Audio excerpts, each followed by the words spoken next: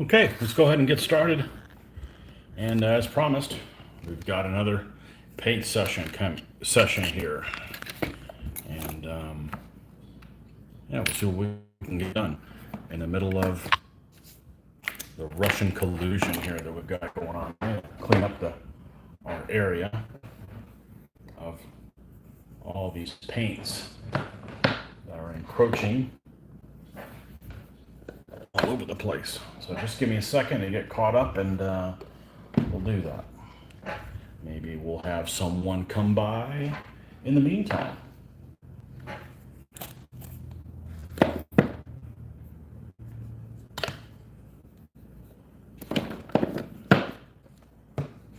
You can see what kind of, let's give you some kind of idea what we're dealing with here.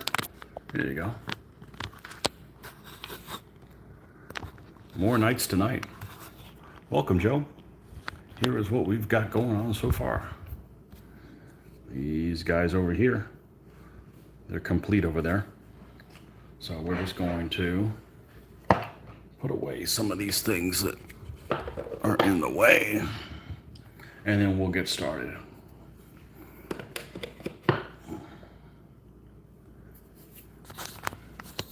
No, I'm in my own way. Okay.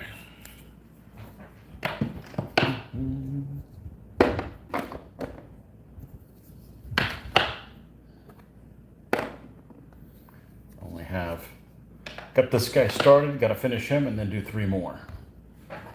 That's what it looks like. Or we can go work on something really fun.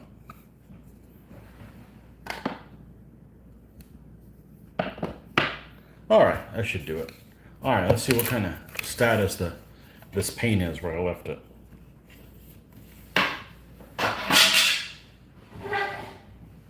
Okay. Let's see what we're dealing with here. Looks like everything's pretty much alive, more or less. All right.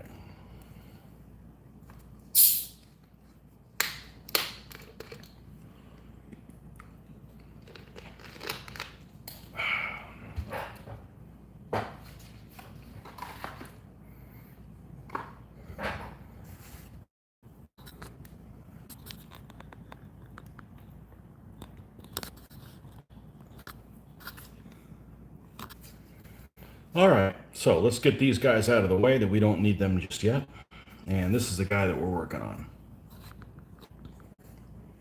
And looks like we got his shield done. Happy purple shield. And the gray horse.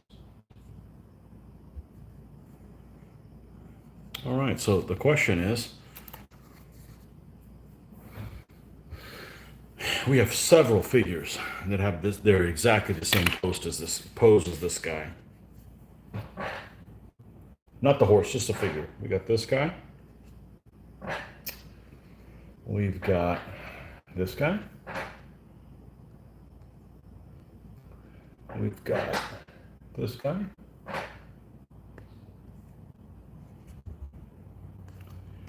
And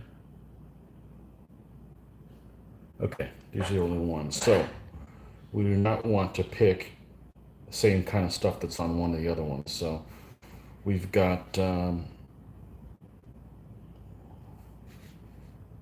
this has got bronze on the helmet. I actually don't like that better. I like the other ones better. So we won't do that. Strapping wise, how many red strap guys do I have? I know I have one. I did one recently. Yeah, this guy here. That wasn't recently. Thinking that's what I'm going to do. Or maybe I can do a red-ish color. Maybe that's better. We'll do a red-ish color with that. All right.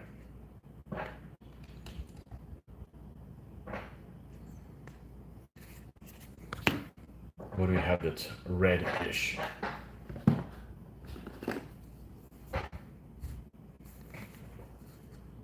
Yeah. This one, whatever this is called. Cavalry brown. Not Calvary brown. Cavalry. One of my pet peeves. Now, we're not talking about Jesus Hill. We're talking about the horse.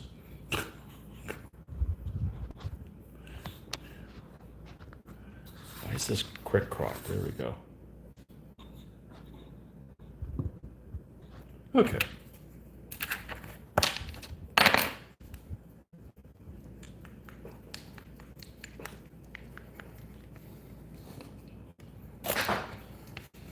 Let's see if we can find us a spot here.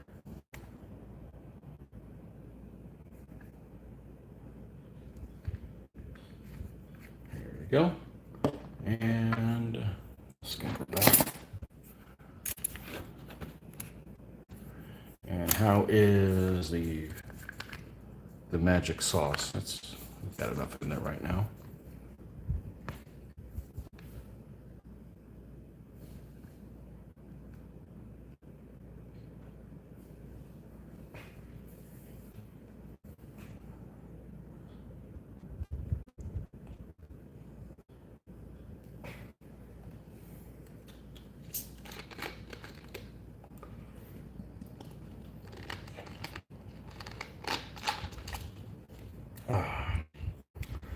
All right, let's paint some straps in this color.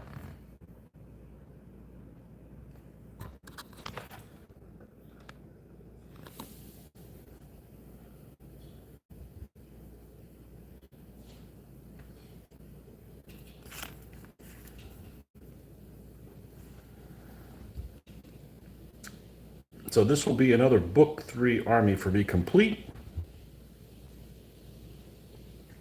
And the next army will also be a Book 3 army.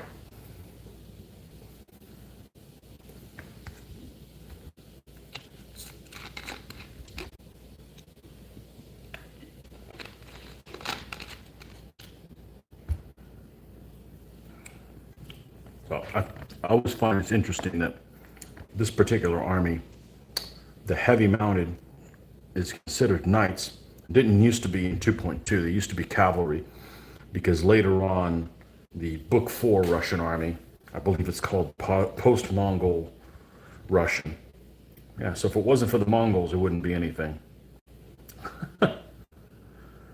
And they are considered cavalry and were before, but that's almost an exclusively mounted force, the post-Mongol Russians. And I believe they run all the way into the early 1500s, with just before Ivan the Terrible. But that's almost exclusively a mounted army. They do have some foot. They got some war wagons and stuff like that, but it's mostly a completely mounted army, as the later Poles are.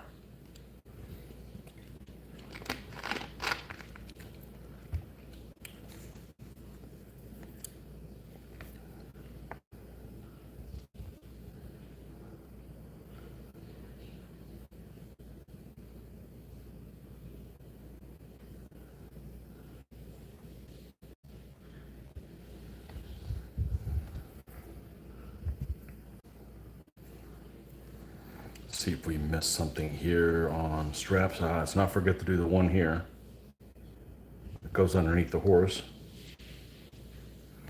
If not, we'll just have to come back and get it later. And that's just time, a time waste.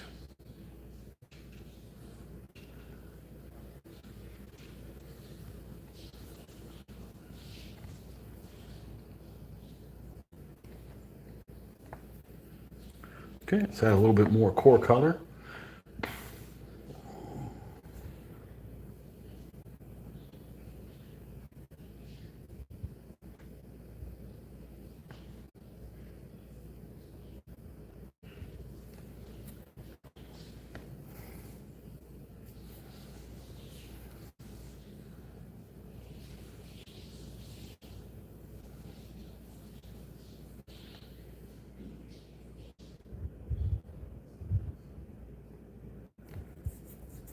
I don't think this army is going to get done in time for gaming next week.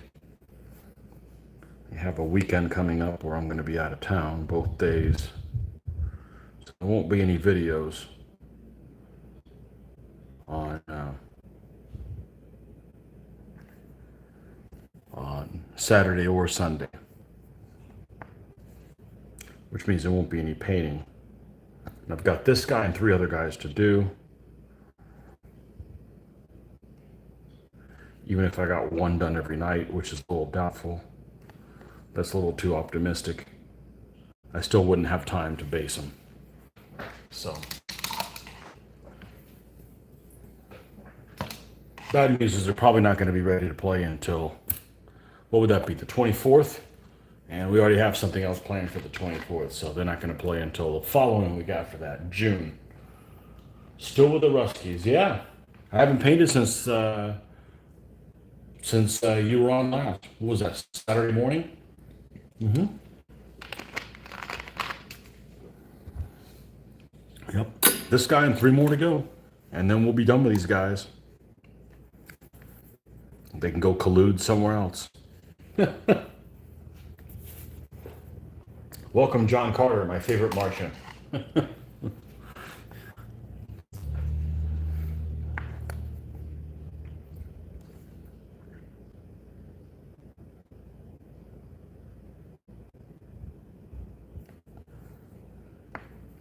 It's funny that movie reminds me of that old game way back in the day called Space 1889. I never played it, but I believe it's a Frank Chadwick game, and I want to say it's a role-playing game. Anyways, it came out like in 1989. So, but you know, that whole airships thing and Jules Verne and all that stuff reminds me of what's that alternative ship game that came out a couple years ago? Dystopian Wars. Yeah, I played that once or twice. I really wanted to get a hold of some of those Chinese ships because some of those Chinese one of the factions is like. Did I ever play Command Decision? That's the game I started with. Yeah. Mm-hmm. The original one. The original one, and then I have Command Decision 1. I have the Barbarossa 25 game, which is like the mini campaign of all of Barbarossa, and they just took like everything and divided it by 25. So you get like 1 Panzer division and like 3 infantry divisions or something like that for the Germans.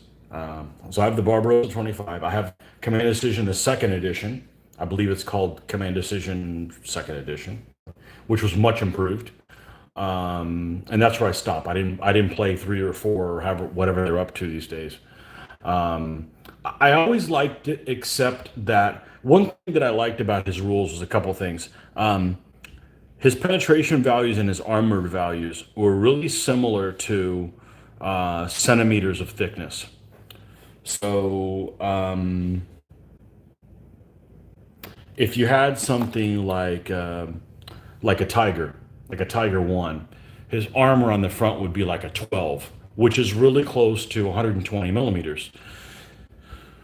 Now with the sloped ones, it kind of takes into, I don't know if that was done intentionally, but it's awfully close. So you're getting close to real data. It's simplified a little bit, So it's much better than, oh, you're firing at this vehicle and you have an A gun and it has B armor. I always like playing games that deal with real terminology, because when you walk away from the game, you're actually learning something that's true in those units. My problem with Command Decision was two issues. It wasn't the 1 to 5 scale game. I actually like that. So I've played a lot of 1 to 5 scale. So when a lot of people recently, not recently, but in our in our conventions, the rapid fire game is very popular. I've done 1 to 5 already, and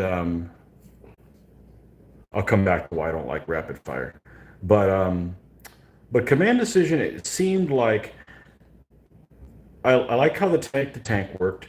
I thought the infantry was too generic, and it the game was too open usually for the infantry really to just not get slaughtered, and and they were pretty generic. But the biggest gripe about the set of rules is that, unlike DBA, for instance, you don't have meaningful decisions to make every turn. There's almost like it's obvious what you're going to do. You know, you're never going to move full because you don't fire in the 3 fire phases. You just fire in the last one and you get mowed.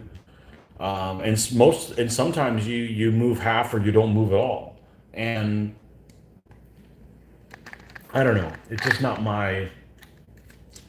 I played it a lot. That's all we used to play. And combined arms. We played combined arms. Which I have a copy of combined arms somewhere and I can't find it. I was looking for it the other day because I was thinking, sometimes I'll get like a wild hair and say, hey, I wonder if I did this. And I did, because I've thought, if I was ever going to do Command Decision, I'm not going to.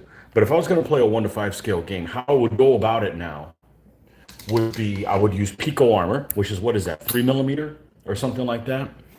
And then each unit would be on, say, each platoon would be like on a 40 by 40 stand, like a DBA artillery piece. And then I would go ahead and put the 4 or 5 tanks on there, kind of in an advancing position. So all the tanks would be present that would be normally in a platoon, and even though it would just act like one tank at a time. And so you'd get the visualization of almost 1 to 1, but you're playing a 1 to 5 scale game, because those things are so darn cheap. You know, you move to Spearhead. Spearhead seemed like the same thing. You know what games seem really cool? And I never played it. See if I can find it. I did get the set of rules, and the funny thing about it is, I actually know one of the playtesters, and independently of ever playing the game, it's not because of this game. I'm not going to be able to find it, am I? No, because I've got my World War II stuff hidden, and I could use a flashlight. But oh, wait a second, I got a flashlight in my bag. Just give me a moment, and I'll show this to you. I've actually never played this game, but I did look at the rules, and it's also a 1 to 5 scale game, and it looked like it would be super cool to play this. Now, just give me a second. Yeah, Command Decision Second Edition. That's the one I have. Yep, I got that one, and I got combined arms here somewhere. But I don't know where the hell it is. I actually may not be able to find this set of rules because I got stuff stacked in the closet. I don't have that much stuff, but it's in an area where I don't really get to. I've never played the set of rules, but I did look at them. Is this them? Come on, no whammies.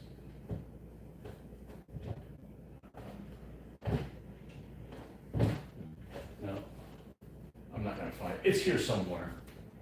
It's a set of rules made by, I want to say, Clash of Arms, and it's called Clash of Armor. And it's a 1 to 5 scale game. And what's really neat about that, so it's the same scale as Command Decision and Spearhead, which I think honestly is a good scale of game to play. But if I get this wrong, I get it wrong. Each company has a number that's like their activation number. And you basically get to do everything you want to do. If I remember correctly, you can do all the actions you want until you fail one. So you have a unit you could activate, and it might be like it's easier to activate units that are better quality. So maybe you've got a German battalion that happens to have some Tiger Ones or something like that, something independent that's really good. So you activate them so they can do their action. You can activate them multiple times in your turn, but every time you activate them, they start getting cohesion hits or something like that. So they start being less effective. But it allows you to keep. It just looked interesting, like an interesting take on it. But I never messed around with it because really the failure of that type of game is the infantry. I just feel like it's just like, oh well, infantry. By the way, it ends up being a tank game with very little infantry. But I did have some Eastern Front stuff. I did have what Western Desert, you know, in the November 41 stuff. I always like the Crusader period. Once you start getting into 42, you got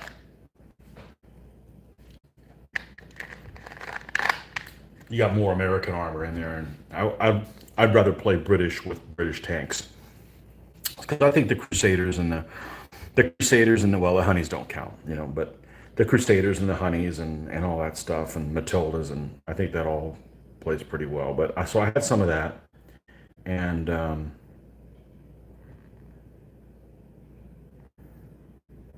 yeah, I think I'm kind of done with that. But I did think, like, hey, if I ever wanted to do modern, what would I do? Sometimes I kept one of these things. It'd be cool, kind of cool to do something like in the late 50s, you know, and then you could have. And I wanted to see where the organization of the American divisions was because they had those heavy tanks, those M103s, and that would be kind of cool to have some of those, play around with some of those heavy tanks, or do a period that people don't do. But I never could find them. I don't think I sold them. I remember way back in the day, we played them when they first came out. They came out like I think in '89 or '90 or something like that. And we played some scenario. We played some full to gap scenario, and I had. See, we all had Russians, of course. Soviets. Again, it's difficult for me to say Soviets. I just always say Russians. And I had some British, some West German. I haven't said that in a while. West and German together. And I didn't have any US. I don't like playing US, but this one guy had that he bought one of those GHQ micro armor packs, a company or whatever. So you've got what comes with 14 or 15 or 20, however many M1s it came with, and we just let him have one company, which was three tanks, and it held up everything. You basically couldn't deal with those three tanks. And I remember way back when they'd have thermal sights, and the Soviets didn't have thermal sights. So what you do is you would drop smoke in front of your own position and shoot through your own smoke at the enemy. I'm like, that just seems dumb. It wasn't a fun game. It was like almost like it was extremely one-sided. Whether or not that was realistic or not, that's just what the rules were. So Spearhead was three bases of three GHQ miniatures. Three bases of three. Yeah, nine, right? Yeah, that's a battalion really for the most part, most of the stuff. So, but yeah, most of the time you don't have very meaningful decisions to make on command decision. But yeah, I've done that, and I've played a couple of games of Flames of War, like not as a tournament, but actually in a game. And nah, rapid fire. Why I don't like rapid fire? Well, rapid fire, I believe, unless these guys weren't playing by the rules as written. If you roll a six or whatever, right? It's a D6 system, which may come as a shock to you, but I I never had played D6 games until I played DBA, and the first thing I thought of is, man, that's only six outcomes. That's stupid, you know. Obviously, I don't have that same feeling now, but um, I came from a background of playing games that were percentile. Um, Flames of War is poor. Flames of War is for the man. See, I grew up in a time period when I played games. Nobody made miniatures and the rules both. CJ Hobbyfly, welcome. They didn't. You either made miniatures or you made the rules. You didn't make both. And So it's strange to do both because then it's like, oh well, we need to redesign a game to sell more models, and like it's just still alien to me. So, but and it's also strange for me to do World War II in 15 millimeter because 15 millimeter, again, growing up, that's all we used to do was World War II. We did World War II either in 1/2400 scale for naval, or 1/72nd for skirmish, or um, or micro armor scale, and that was it. I mean, that's what they have. So 15 millimeter, yeah, that was like if you're playing American Civil War or Napoleonics or something like that. But so the first 15 millimeter World War II I ever saw were the Command Decision packs. They were branded as Command Decision pack, but Old Glory did. And I always remember the first time I saw them, it's like, man, these guys aren't as crisp as the GHQ miniatures, and they're significantly larger. Significantly larger. So,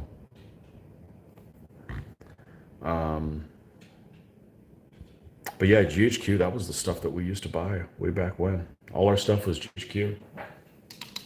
Now I probably will never buy their stuff again. I'm not going to do. I mean, if I got back in the naval, I sold pretty much all my naval. If I got back in the naval, unless I was going to do pre-dreadnoughts, and I'm not going to get back in the naval. I've got too much. As much as I really like naval stuff, I'm definitely a rivet head at heart. But again, most of the time, you don't have meaningful decisions to make. And that's really what turned me on to DBA. It's not my period, ancients and medievals. What am I doing here? But it's meaningful decisions, management, all the time. So that's the appeal of it for me. Doesn't look right. Yep. Yeah, and it's even worse with Team Yankee, where the ranges are even longer, and it's like it's like a parking lot. You do hex and counter for World War II. I play computer games. I love me some close combat.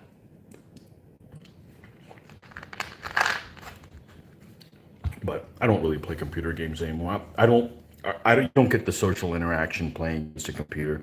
I've beaten the damn computer so many times, it's like it's not even worth it anymore.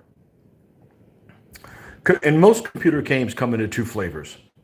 They're either real time, and then you're stressed out because you're trying to manage your lemmings that are off doing something that they don't need to do. You can't be everywhere at once, and the damn lemmings screw it up, so you have to go check up on them. Or it's a turn-based thing, and you have all the damn time in the world, and you fall asleep while you're playing it. So now I have been playing some Field of Glory, but I mean, it's not the same as playing a face-to-face game. It isn't. One game that's particularly good, if they could ever fix the damn multiplayer, is, and nobody can tell me whether or not it's fixed or not, is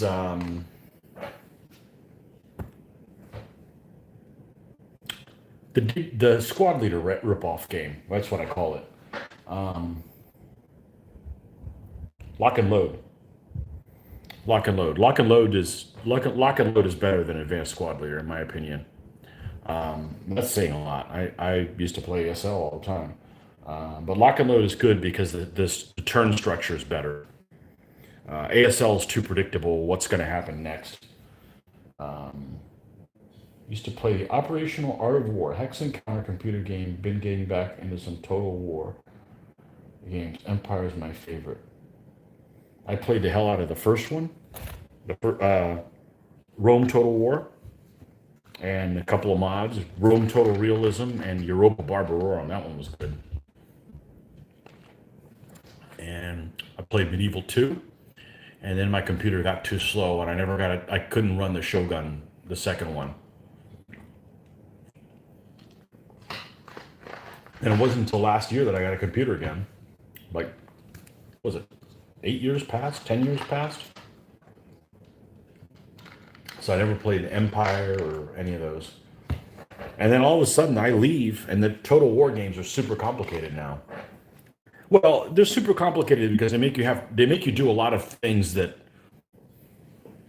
I don't really have an interest in. I'm not interested in marrying people off, and it just does a lot of the stuff that I don't really care for.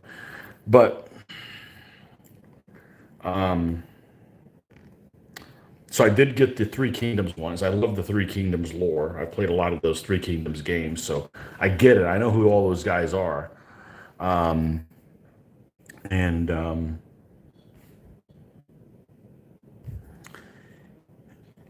I have and I couldn't resist the Rome 2 because it was just too cheap. It was like $15 or something like that. And I've played it some, but it's almost, I don't want to play the battles anymore. All the battles are the same. You have a certain amount of ground troops, the foot troops, and they hold the enemy, and you bring the cavalry around the flanks to hit them in the back, and that's how you win. And every battle is the same way, And I've done it before, and there's no one to talk to, and it's just not my thing, you know. So I don't know. It's just like I got the what's the one I just mentioned that I'm playing right now? I'll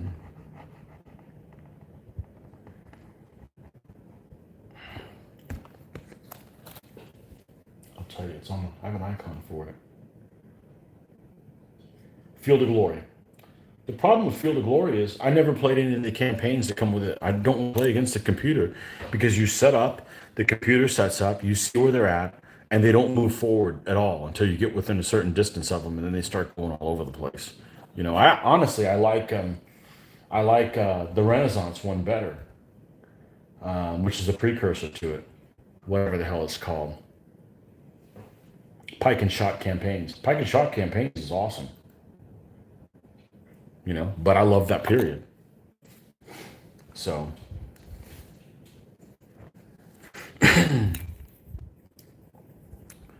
but there's nothing like playing against another human that's not a butthole. Because if they're a butthole, everything goes out the window. No, I'm fortunate that the people I play with are good natured, except no substitutes. I've had lots of people say, "Yeah, there's this one guy in our group. Well, get rid of him, man. Don't invite him." Because just like at work, if you have one employee that's bad, all the good employees aren't going to make the bad employee better. No, he's going to bring everybody else down. All of a sudden, everybody's a whiner or a complainer, and nah, I ain't got time for that. So, must admit, Empire and Napoleon Total War are like you say. Once you figure out how to win, it's the same every time. Like Pike and Shot computer game too. I love it. I freaking love it. And there's a lot of things that I feel that game does correctly. The worst thing about that game is that there's no pip mechanism. You can do whatever you want all the time, as long as your unit is in good order. That's really my only gripe about that game. It does everything else really, really well, in my opinion.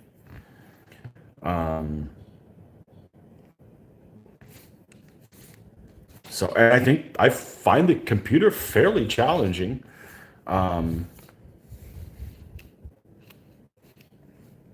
Especially if you got to deal with some of those Swiss pike blocks. Holy crap. Difficult to deal with. But if I ever get around to working on my rule set, there's a lot of influences that game had that will be implemented in that. But there's nothing like playing with miniatures and because not only do you have the physical aspect of the miniatures, but you have the whole like, okay, who makes figures for that? All right, well, what figures would I get? All right, I need to order those. It's just multifaceted, painting, thinking about how you would build the army, ordering the figures, looking at what, all that stuff is. Spanish tertiaries are hard to break down too. Yes, they can be. I usually don't have that problem because that's who I'm playing. No, I play all sides in conflict, but the yeah,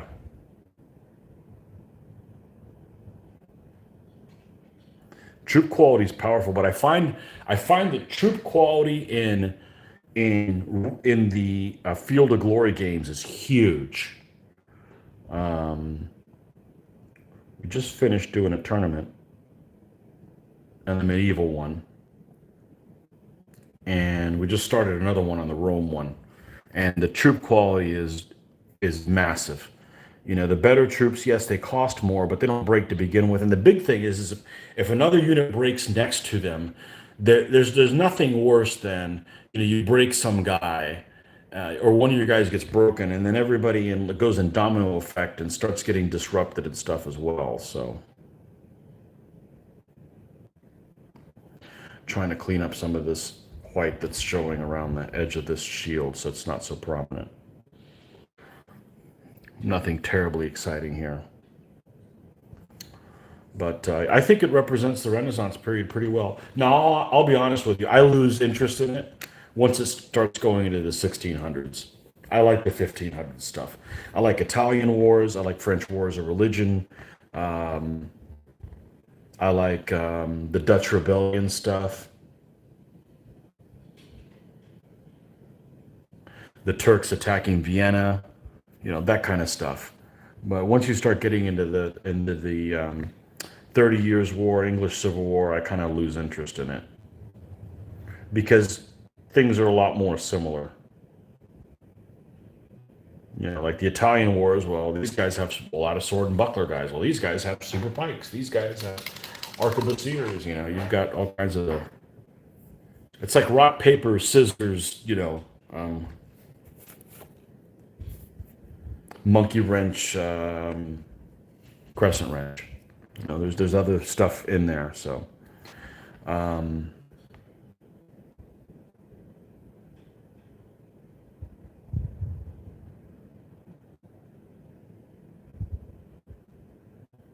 so that will definitely be affecting my. And it's really the only game for the period. If you want to play Renaissance stuff on there, I mean, I think Tiller has some Renaissance stuff, but they don't look great. I'm sorry, some of the appeal is just how things look, and I think that Pike and Shot does a really good job with that. It looks even better than Field of Glory. Field of Glory just kind of looks like DBMM, you know, or DBA type stands. There's still, you know, a few stands, but you know, I don't want a lot of figures, so I don't want to paint them. But I like how those Forest of Pikes look in the Pike and Shot game. You know, and honestly, it's got pretty good graphics. It's okay. You know, it doesn't have to be perfect. Like, there's a game floating out there called Battle Academy, okay? And Battle Academy looks like a cute little Micro Armor type game. It looks damn good. It's a good looking game, you know? So,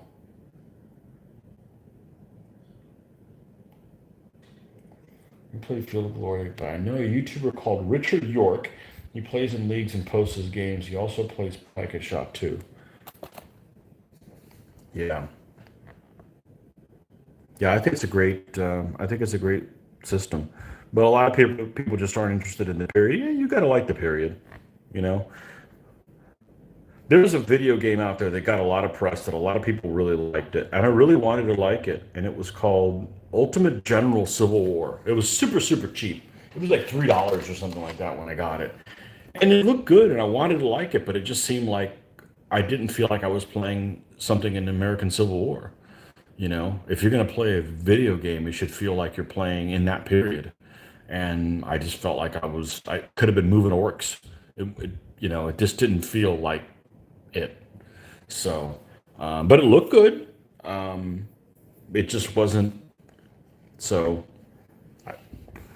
I downloaded, installed it, returned it. I only played it for, I don't know, 20 minutes or something like that. Realized that this was something else I have done many times before, and this doesn't feel like the period. So,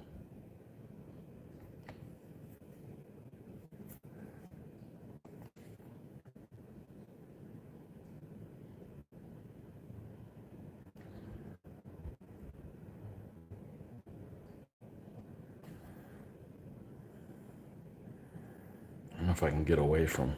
See, we clean this,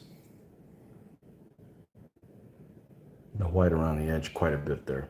See if we can get the around that center boss as well. And that's the problem with these decals is, if you don't, you either ends up leaving a little bit of white around it, which you have to clean up, or if you just leave more black, then it's really dull and fades into nothing. So.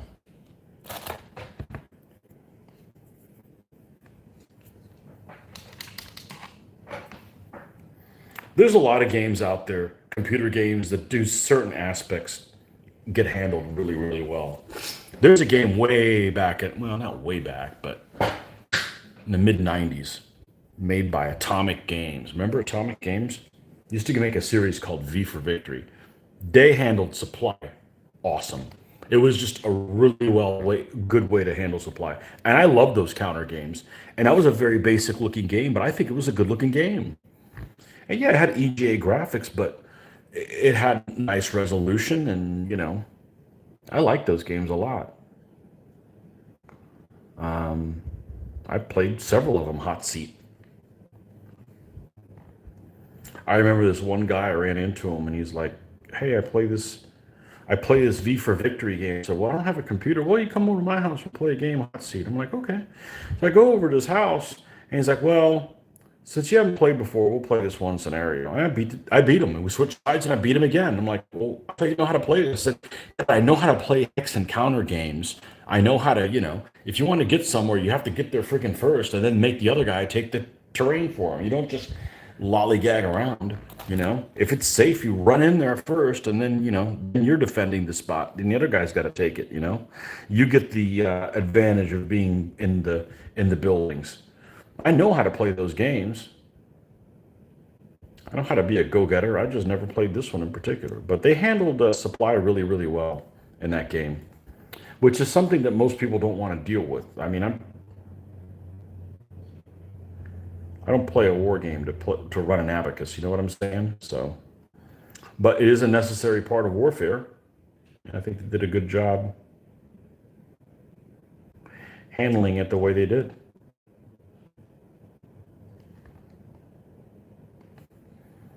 Okay, I think that's significantly better. Yeah, that we can work with.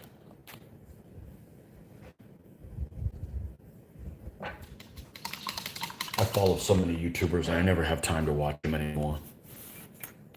I really don't.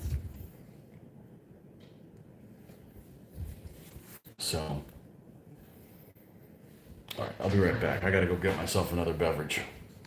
And we'll come back to Mr. Rusky there.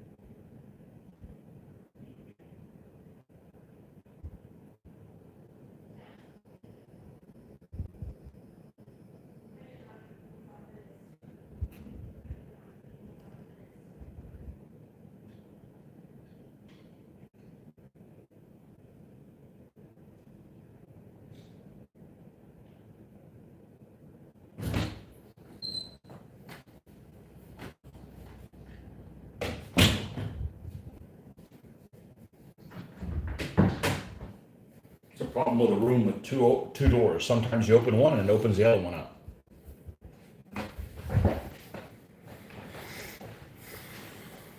Doug, welcome. It's late where you're at. Let's receive the DBN war game. The videos he put up won me over. The small size of the playing area won me over too. Yeah. Yeah, that's definitely the appeal for me as well. I'm not big on Napoleonics though. So if it was, say, a World War II game, there's no way I'd play it. It's way too basic. But I think it's a fun game. The biggest gripe I have with the game, and it's an easy fix, is that it's based on DBA 2.2. So all the shooting and everything is in inches. An infantry that moved 2 inches is like hardly moves at all. Dan 97526, is that your zip code?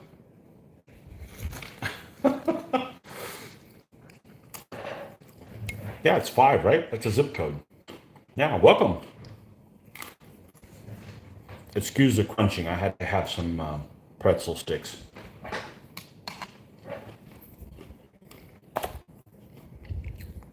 Talking about wargaming made me hungry.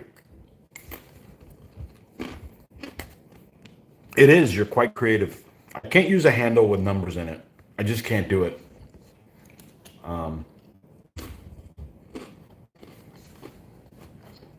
But that's okay.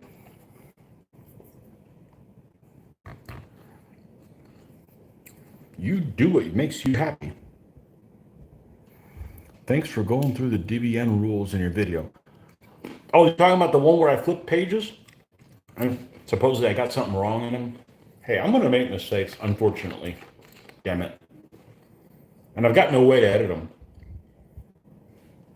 So if I make a mistake, I've got to, all I can do is take the video down. Well, that doesn't do anybody any good. That doesn't do anybody any good. You know, the best thing about DBN is Joel has all the armies already. I don't have to be tempted to buy any, paint any up.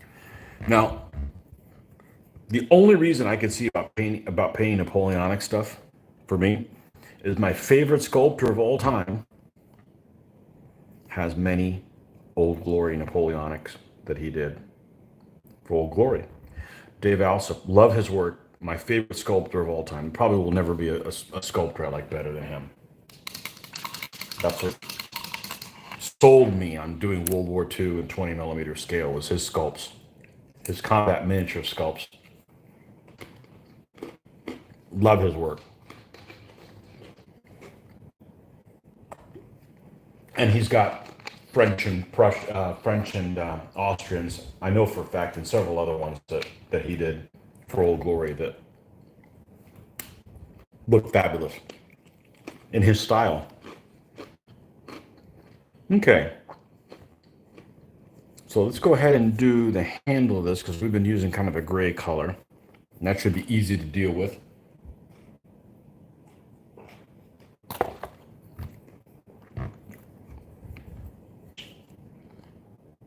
So the thing about videos, if you guys haven't made any videos, and Doug, I think you've made videos before, the worst thing, the absolute worst thing, most unpleasant part of all of it is not editing, is not shooting the video, not editing the video. It's the, okay, this is exactly how I want it. Let's crunch it down, which the programs I have call it exporting. That's not what I would call it. I would call it, you know, changing it into packets or whatever so it could be exported. That part takes infuriatingly forever. And since I do all of it on my phone, and my phone's got a lot of ass now, it can do a lot of things. It still takes a lot of time. I hate that process. And then you've got to send it out to YouTube, and that takes a while. And then when YouTube gets it, then they spend, I don't know, on a 4-hour video, they probably spend 2 hours, even after they have it, that you can't watch it in 1080, which is what I have. My phone can film in 8K, you know, but no, I got to do it in 1080 or the file is just too big and it'll freak out exporting it. That's the worst part about it. The videos are fun to do. There's a lot of really interesting things that happen in our games that it is just a shame not to share it with you guys. some crazy, crazy stuff that happens. It's just way too much fun not to share that. It's fun to talk out loud, and this is why I'm going to do this, and we have a lot of fun with it. And it's just coincidental that it coincided with COVID because I'm not doing videos because of COVID. We started beforehand. It was just, maybe my videos caused COVID. No.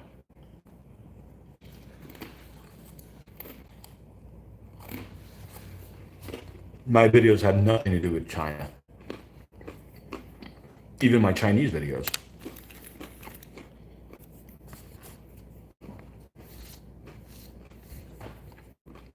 But that's just a pure coincidence.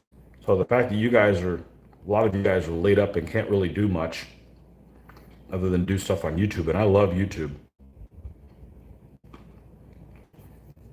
There's a lot of garbage on YouTube. There's a lot of really good stuff on there too, though. I mean, like really good stuff.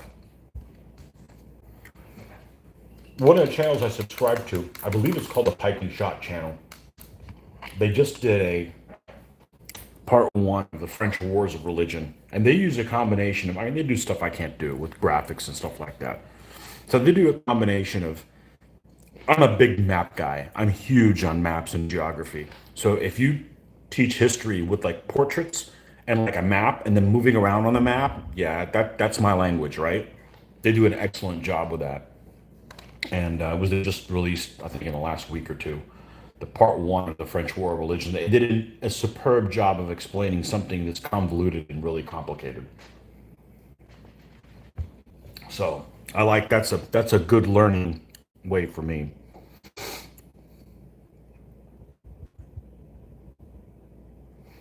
Can they cut out parts of your videos without your consent? No. No, what they can do is, if you use, the other thing is you got to be really careful with music, because if you use, say you want to use a something in your video like an intro, like you want to use a song from, say, Queen or something like that, what's going to happen is they're going to put your account basically on hold until you take the song out. So you have to mute all the song out. You have to either edit the video and reload it, which is a huge pain in the ass, or just silence the one song. So you've got to use, like, I try to use music that my editor comes with, which there's not a huge variety, but that way you don't have to go and tinker with it later. But you can't just pick up, you just can't grab whatever you want to and use that. You think there's some good waffle tutorial videos? Yeah, we got such a laugh of that. Yeah, I'm glad there's somebody more incompetent than me in the kitchen. That gives me some hope. Hey, I can't be good at everything. Jeez.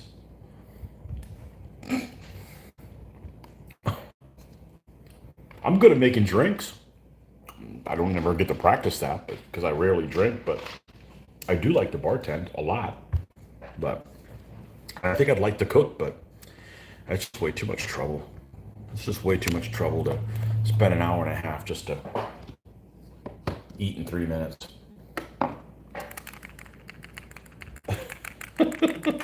And welcome back, Rick. From the middle of everywhere. You live damn near the center of the continental U.S. Pretty close.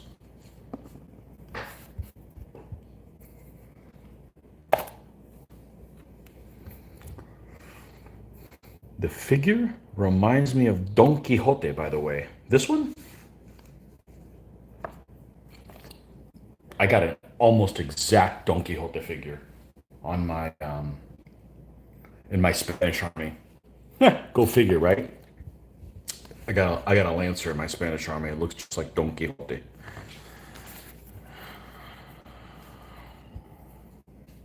Which is funny because I don't think I've ever read Don Quixote. But I get the gist.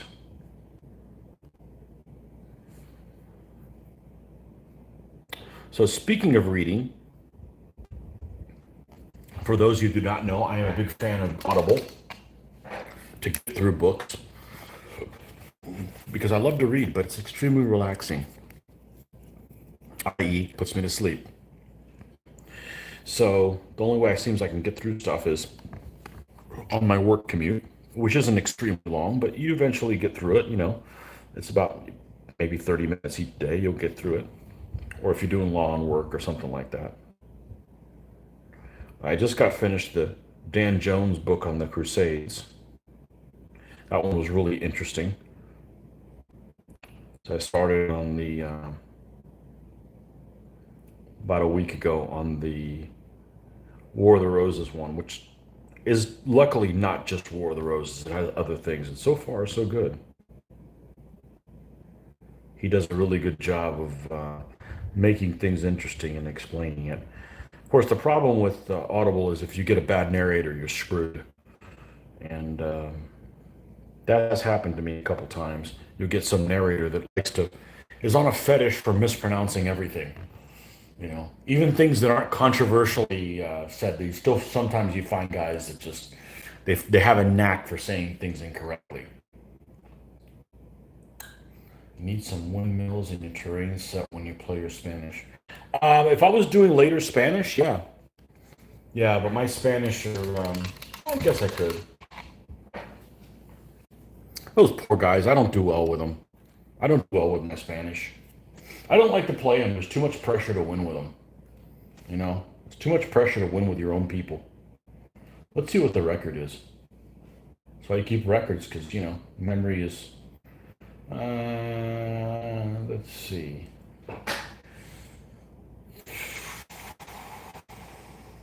Book 468E, 9 and 8 could be worse. And my F list is 1 and 2. Oh well. And my feudal Spanish, my first army, they're 20 and 29. Well, I learned to play with them. And they don't have any of the triad, they don't have any shooters.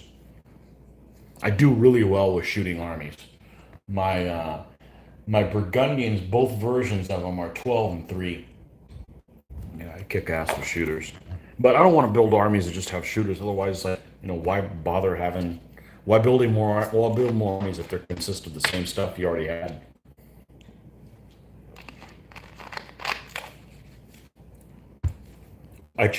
You always run into somebody that's like, that troop type's no good.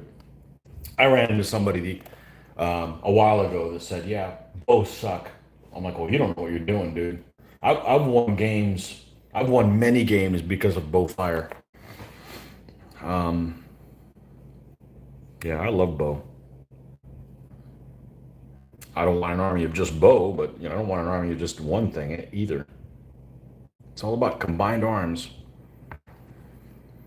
and how you can utilize it better than your opponent. And of course, timing is everything.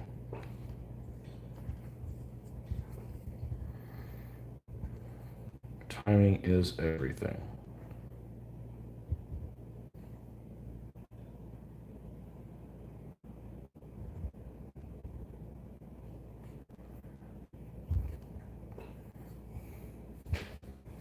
But yeah, if I want to play Napoleonics, Joel has all the Napoleonics for DBEIN already, so I don't have to worry about painting them.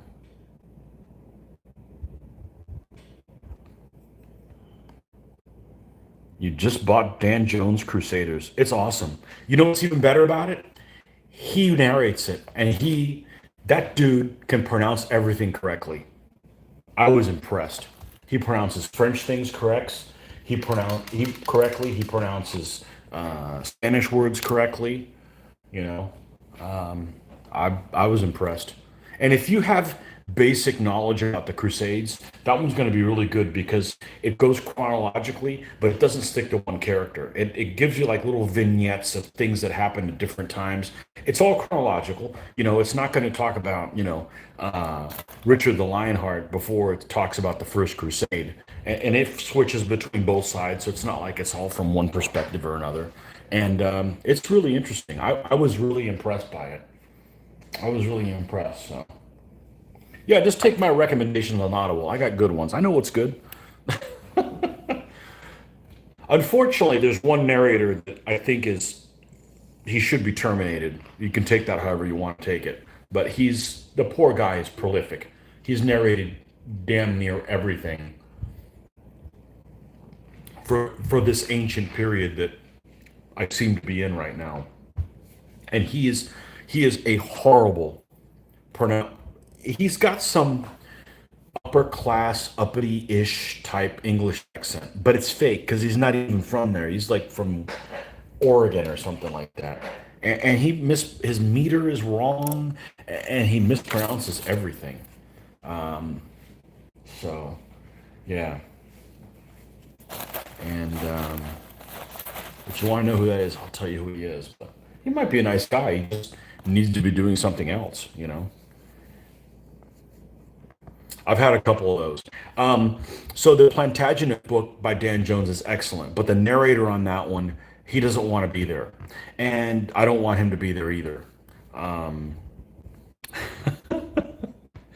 He's just kind of boring sounding. You know, this is great. The book is excellent, but you know you have to deal with that, and that is part of the that's part of the appeal. It can make it or break it. But that one, there's never been a narrator as good as the guy who does the Ghosts of Kenai. In my opinion, that guy is superb. That is, you know, that guy's stellar at that.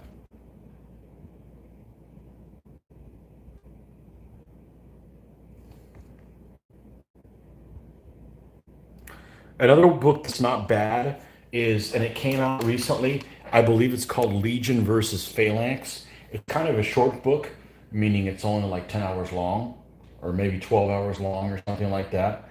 But that one's pretty good too, and that one talks about that one's really good for like several battles. So it goes through like all the Pyrrhic battles and I think it does some Carthaginian ones as well, but it mostly focuses on places where the Roman legion fought the phalanx. That's not a bad book. It's actually written by somebody who's ex-military, so he kind of puts on his okay. They claim they're ex-military. There, I'm covered if he ends up selling himself, incorrectly. Hey, I take people at face value. You say you're good at this, then I'll take your word for it. I don't assume you're a liar, but kind of takes his own perspective on it from that standpoint. It's not bad.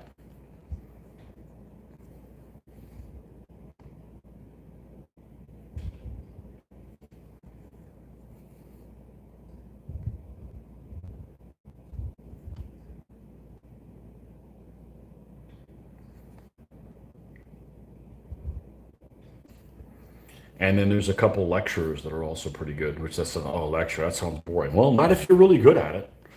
Not if you captivate your audience. You know, that's the problem with history. A lot of people aren't interested in it. Like my daughter has such a hard time with history because they don't teach it right, man. There's so many cool things that really happened. You don't have to make things up, you know. And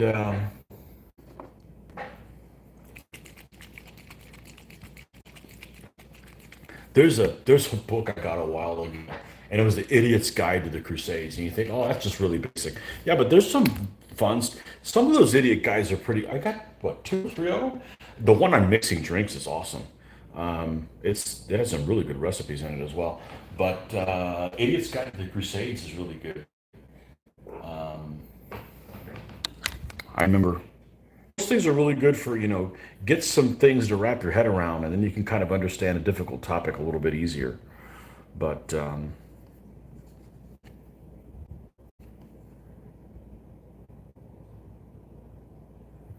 Idiot's Guide. Who you calling an idiot? Oh, the dumbass that bought it.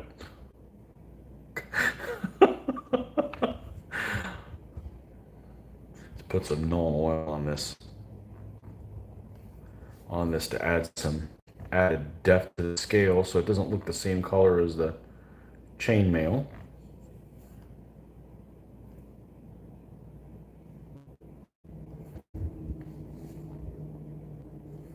Yeah, there's a lot of really interesting things that happen. That when you see that, oh, they're going to make a movie about such and such, you're like, oh, good, they'll finally tell the story. No, they always change it. It's like, geez, just tell what we know. It's so freaking, you know, interesting. You know, I say every time a movie gets made that's incorrect, history is amazing and fascinating without having to change things. It is. It is. And lots of people, unfortunately, have given their life at least should be remembered accurately, or as accurate as we know. I mean, there's going to be stuff that didn't get reported accurately, but what are you going to do? But yeah, you guys ever see that movie? It's not a great movie, but called Ironclad. Um, it's a professor who covered world history. Was pretty good with his lectures. Shows called History According to Bill. The movie called Ironclad that has Paul Giamatti playing King John, and then the guy that I can never remember. I can never remember what this guy's name is. I'm going to look up what his name is right now, since we have a computer handy. He's the guy that played James Purefoy. James is the guy that played Mark Antony in Rome, and it's funny because his character is almost 180 degrees from his Mark Antony character. Oh, I was in the middle of the thing. I got disconnected. So I was saying about without giving away the movie, the gets into strategy and tactics. Yeah, now you're talking. I'm a tactics guy. I'll be honest with you. I am a tactics guy. I don't care about strategy. Like I'm never going to pick up a book about Eisenhower. I'm a World War II nut. I'm never going to pick up a book about Eisenhower and read it. I don't care. I mean, yes, that stuff's important. I'm not interested. I'm interested in, oh, this is a Sherman wet stowage as opposed to one that doesn't have it, or this one has HVSS suspend. I'm a modeler, miniature maker, a war game, rivet counter. That's what I'm interested in seeing. So I'm more interested in reading a book like what's that one that I actually did read? Citizen Soldiers. It has a bunch of little vignettes about different combats and different people and situations, and that's the stuff I like. Really, really tactical, nitty gritty kind of stuff. If you do an ancient period, a little bit more zoomed out than that, because you're not interested. Like, yep, and then he stabbed him again with a sword, and yep, that guy stabbed him again with, there's not that much differentiation between some of the stuff we were looking at an ancient period. But I'm definitely a tactics guy. You know, I'm never. If you're talking about like board games, I would want to play Lock and Load Tactical or Advanced Squad Leader. I'm not interested in playing Advanced Third Reich. As a matter of fact, I hate that game. One of my friends was loved that game way back in the day, but burps and GURPS and stirps and lerp, no, not my thing. But that's okay. I mean, we're not all made the same. But yeah, strategy and tactics. That's cool. So I was saying this movie Ironclad. It has Paul Giamatti playing King John, who's, Paul Giamatti is always so likable. So I guess that was a good cast. Although I'm a big fan of historical things with people that I don't know, because honestly, the acting is not. When you have a movie that's not good, it's not because the acting is bad. Generally, it's the story or the filming is poor, in my opinion. Generally, so King John is played by Paul Giamatti, and then James Purefoy plays the main character, who's a knight that comes. I've only seen the movie once, and it was like 10 years ago. So maybe if I get the details wrong, don't sue me.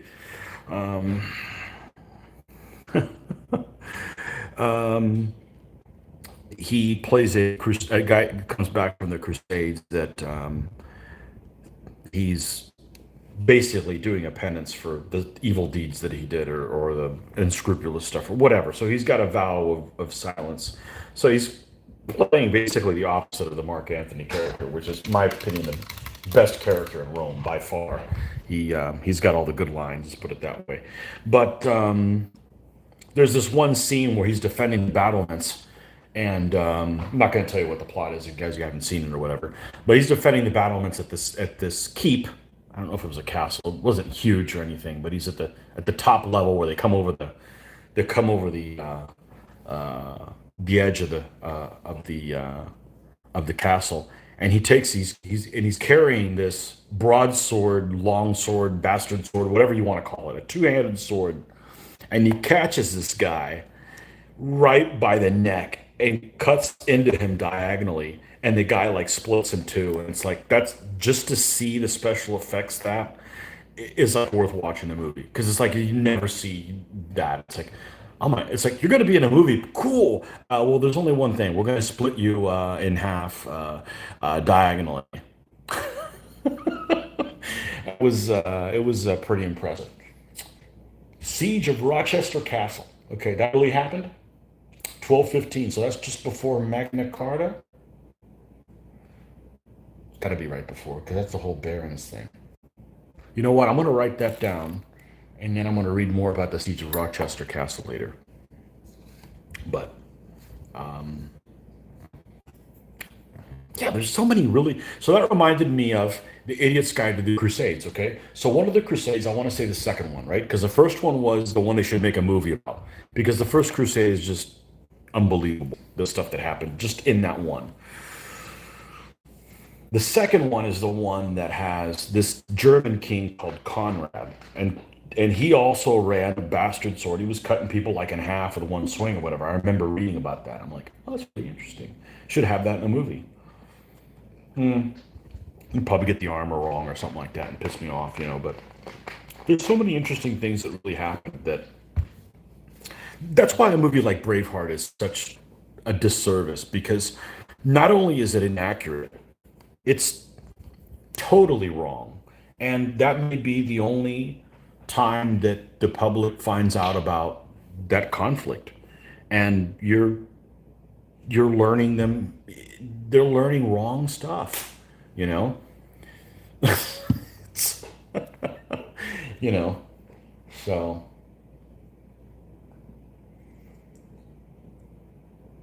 was the recent movie about Robert the Bruce good? I didn't think so.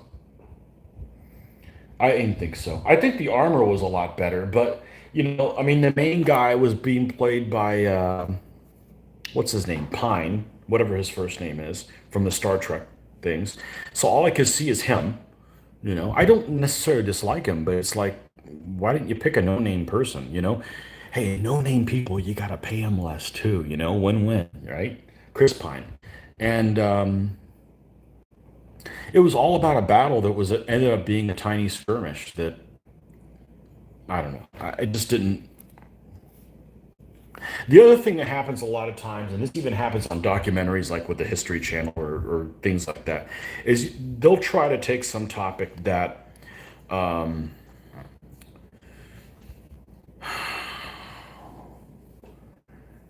what could I what could I do? Say they do like a crusade, a battle of the Crusades, okay, that was mostly mounted, but when they use reenactors, there's like nobody on mounted. It's all on foot because you know you got to get people to dress up and like be trained to do the horse tactics and stuff like that. So it's almost like, why did you even bother doing that battle in the first place if you couldn't show it to begin with? I don't know. They should just consult us wargamers. We have strong opinions about that kind of stuff, right? You know, any of us would be happy to give us our 2 cents. But remember, we want a good movie. They just want to make a quick buck. You know.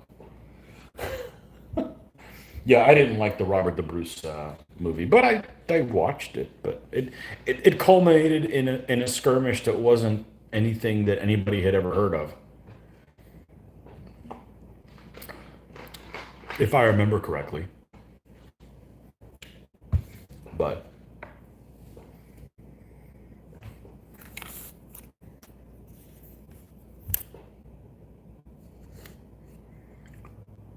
the producers are saving dollars. You know, the best movie that I can think of right off the bat. I liked it. Could do with a sequel though, as a Battle of Ludon. Yeah, nobody knows about that battle. I mean, you may. Nobody in this country knows about that battle. I know that's not saying anything, but you know, yeah, Bannock Burns, the one everybody heard of. You know, Falkirk, Sterling Bridge, all that stuff. Of course, that was before him. You know that, but What was the movie I thought that did it pretty well was Gladiator. I thought was Gladiator is as good a move as Gladiator is as good a historical movie as you're ever going to get from Hollywood. It's just not going to get any better than that. And we're not talking World War II movies, say like ancient medieval stuff. It's just never going to be better than that. It got a lot of things right, and sure, it wasn't perfect, but yeah, I believe that. So somebody said that one time, that Americans this, Americans that, and yeah, there's ignorant people everywhere, and there's most people. You know what they're really ignorant of is geography. They're just really ignorant of geography. Um, I love geography before I ever loved history or military history. So I'm a map. I swallow that stuff up. So anything that involves that kind of stuff, or I'll like see something and be like, oh, I'm gonna look it up in the atlas, or now on Google Earth. I'm on Google Earth all the time for work, anyways, and I gobble all that stuff up. But most people just they don't even know what. I've seen those interviews on the street of people in the UK. You guys have dumbasses just like we do. There's more and more of them each day. They don't seem to ever be sterilized. Gladiator was excellent. I thought so. I saw Gladiator in the theater. So before I was ever in Ancients, and I liked it. And that's actually the only role I've seen him in that I liked. And we're talking about Russell Crowe. I thought he was superbly cast for that. And it combines a historical movie with with a revenge plot, and I freaking love revenge plots because you get it. I mean, and everybody says they really like that Joaquin Phoenix, what a job he did. I personally think that Russell Crowe did a better job than Russell Phoenix than Joaquin Phoenix did. I think Russell Crowe was just cast exceptionally well. I had never seen him in anything else. Um, I see. I've heard all kinds of mixed stuff about Les Miserables. I've not seen it. I haven't avoided it, but Master and Commander. I don't get into the. It's the period. It's sailing ships. I played a sailing ship game one time. I have this model here somewhere for you Napoleonic guys. Let's see. Let me see if I can find this thing. This thing, I invented some new curse words making this thing. We're kicking it back to like 1997 now. Okay, this is a GHQ model, 1/2400 scale. To the right side. Yeah, it's about 97. I was already painting what I would call well, okay, with the blending and stuff. All this is the basically the same techniques that I use now. But I had to do the rigging. Let's see if I can pull this off. Get it back in here. It's seen better days. It just hangs up here, and then this goes. Let's see, up here, something like that. It was all rigged and everything. Okay, this is all blending technique. So this son of a bitch, a friend of mine came up with a rules of sailing ship games. Like, hey, everybody bring a sailing ship and we'll play it or whatever. Okay, cool. So of course I was a procrastinator at the time. I literally stayed up all night. I mean, we even got the little cannon cases are red. This is a British 74 gun ship of the line, and typical British ship has awesome names, superb, you know. Royal Navy has first pick on awesome names for ships generally. And yeah, the little gun carriages are red like they're supposed to be. Little hand painted flag, all that. I spent all night painting this thing and rigging it and drilling in here to do. I mean, I invented new curse words for it, and for doing that. I spent like 20 hours probably doing that thing. I played the game once, absolutely hated it. It was one of those, it's like, okay, you move and then you fire from your last position. So it's like you start and they're not within your arc. And then you move, and during your move, they were in your arc, but at your end, they weren't. It was one of those things I just absolutely hated. It was like banging your head into a wall. Never played it again. Never did anything else with that ship. I want my 20 hours back. I could have painted a couple DVA figures. But it's not my period because all the ships basically look the same. Just of what color they get painted, some of the small things. Like it's not my thing, you know. I mean, I love ships, but I'm a World War II, World War One, World War II kind of guy. It wasn't that bad. It wasn't that bad. I could do it now. I have a lot more patience now than I did back then. But the reality is the game sucked. I absolutely hated it. Now I've played wooden ships and Iron Man and enjoyed wooden ships and Iron Man, but it's all about crew quality. It's like, okay, if the Americans are going to show up, they're going to beat the shit out of the British. The British are going to beat the shit out of the French. The French are going to beat the shit out of the Spanish. You know, like if you have Spanish ships, you might as well just go away because not only can they not hit, but their shooting range is so short. It's like, why am I even playing this? So, uh, the basically the game was boring. And he put a lot of thought in creating it and the wind and how to sail by because he was big on sailing it actually like a real ship, which wasn't that complicated. But when it came down to firing, it was like, you know, because the turn gets broken up. You either have an opportunity fire type game or you basically fire at the end of your movement. So you could have been an arc the whole time, but at the very last minute, you're not an arc, you don't get the fire. That happened to me one time playing an American Civil War game. We played it in a convention. Mitch and I decided to play Southerners because we could have more fun with them accents. Of course, that's the whole point in playing a historical war game is to talk funny, right? At least for me. And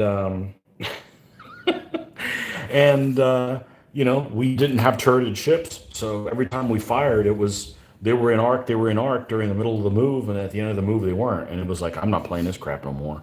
This reminded me of that sailing ship game. At least I didn't spend 20 hours painting a damn ship. But not a big fan of American Civil War because I don't like the period. So, and I'm already American, you know. I want to play stuff here. There's not enough violence here. I go in other places where the conflicts are more violent.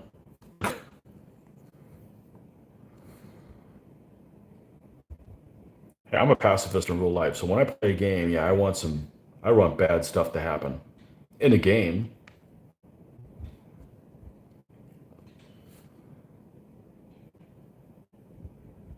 And then what was that other movie that he was in? Is it Hollywood Confidential or something like that, or L.A. Confidential? I saw that. Yeah, he was just like a regular dude. But I really do prefer movies that just are people you never even heard of before. Um,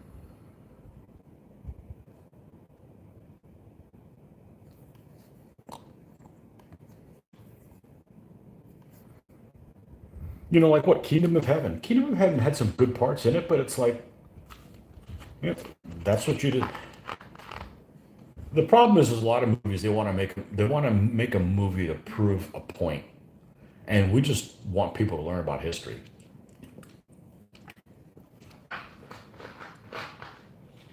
So we don't care that the movie's about like why can't we all just get along? We want to be like we don't want to pick sides that one's better than the other. We just want to show what happened.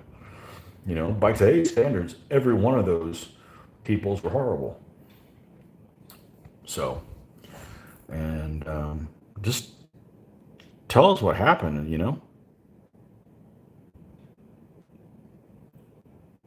Great analysis of Master and Commander.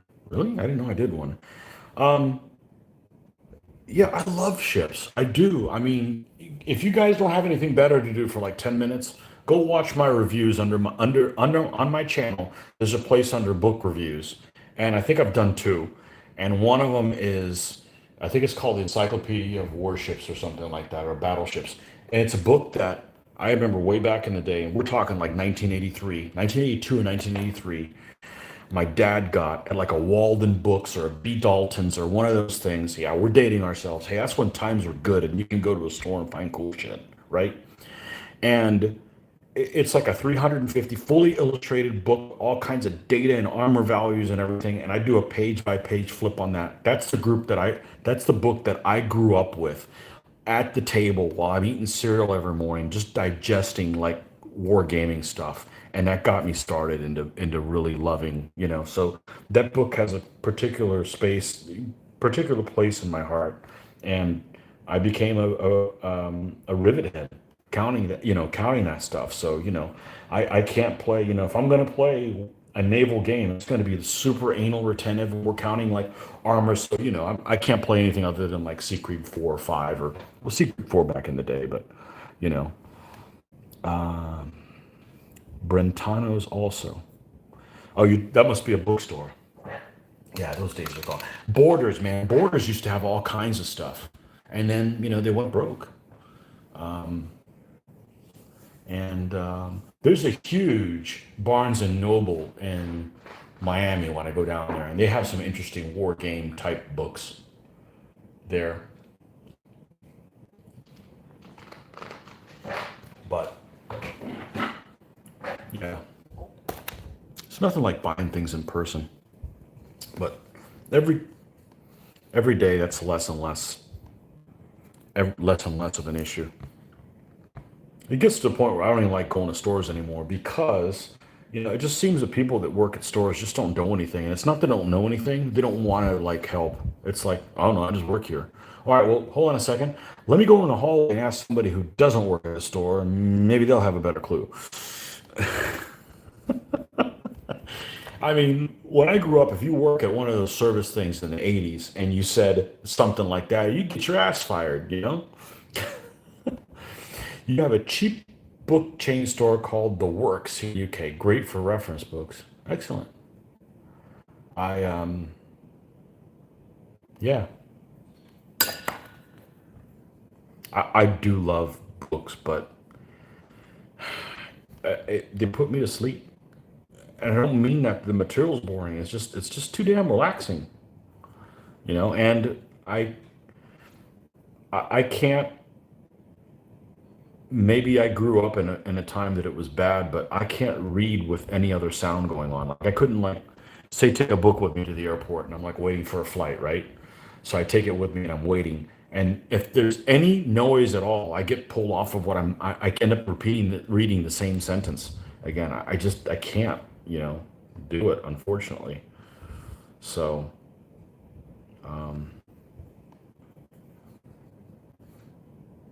I can get through Osprey books, but they don't have a lot of reading material. So yeah, I ended up picking up a book from Osprey digitally because I didn't want to wait 2 days to get it in. It was the one for my next army. I'm going to do the Papal Army, the Pope. I'm gonna have some fun with that guy, and it's not the same.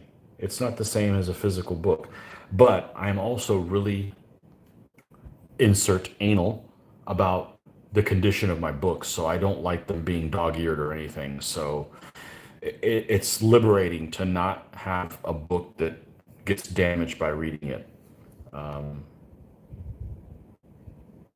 Yeah. So anyhow,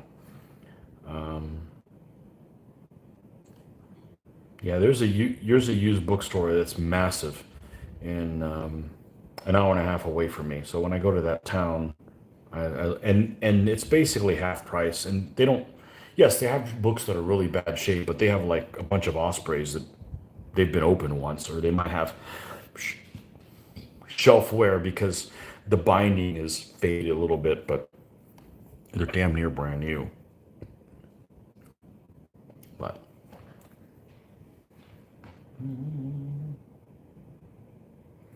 they may sell stuff on you.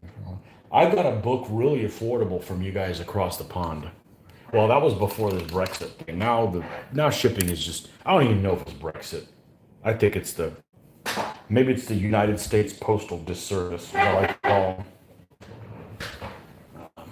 Let me show you what it is. This book is superb. I just really need to find the time to read it. And it even has this rubber cover on it too. Whew. I love this. I love this the rubberized cover. This book. I think I did a review of it on it. This thing is awesome. This is an old book. This isn't from the 1930s. This guy knows how to write. History of the Art of War in the 16th century. It's actually pretty easy reading, but this is my homework assignment. You see, I haven't gotten very far, but Oh man, it feels good. It's got like impregnated with rubber. I don't know what kind of thing that is, but Charles Oman. Sir, Sir Charles. Yeah, this is from like 1932 or something like that. It's before the Great Depression.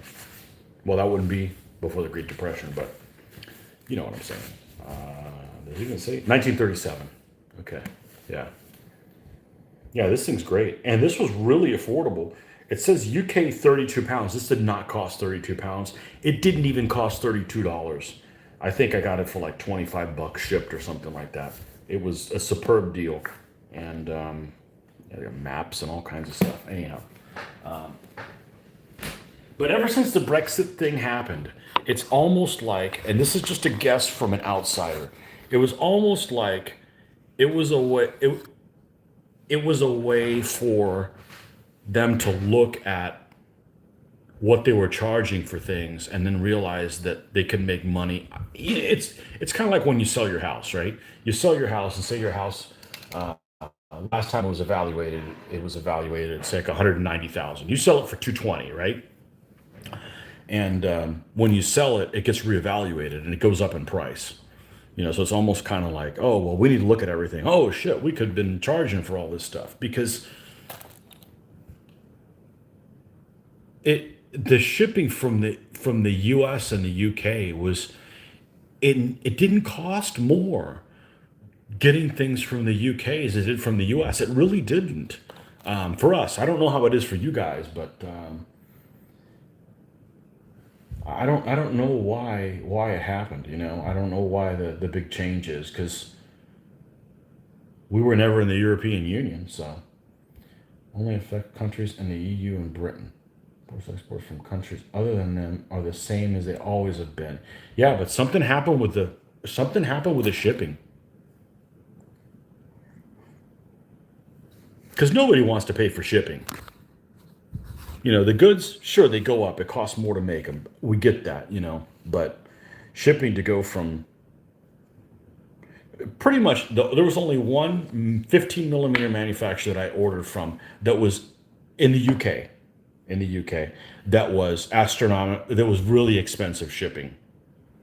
Say 2 years ago, okay, and that was the old, and that's to the U.S. I don't know how it is for you guys within, but and that was the old. What were they called? Well, it's now called Ancient and Army Purveyors or something like that. It's the old. Oh crap, man! I don't remember who the hell they are anymore. This is happening more and more each time. I just need a lobotomy and just get it over with. Who's the name of those guys? Ancient.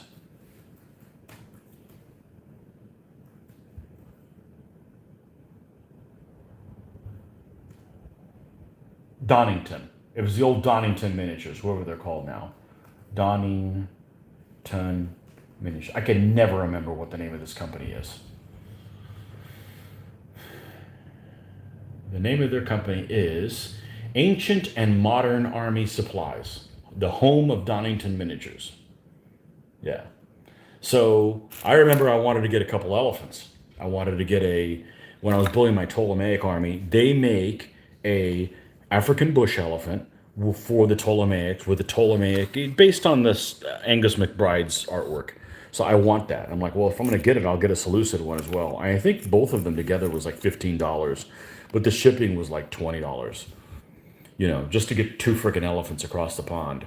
And everybody else was like reasonable. Museum, minifigs, Essex, everybody else you would order from the UK across the pond was very reasonable shipping. Now you go to some place like Legio Heroica or Merlaton, you can't order them direct because Italy, Spain, I don't know, it would cost catastrophically more. I mean, you're talking about like 30% of the value and a minimum of like $40 or something like that. So it's something ridiculous. I'm not going to order $400 worth of stuff. I just need a couple things from our next army. So it's like you can't order from Legio. I mean, I love Legio Heroica figures. I've seen them in person.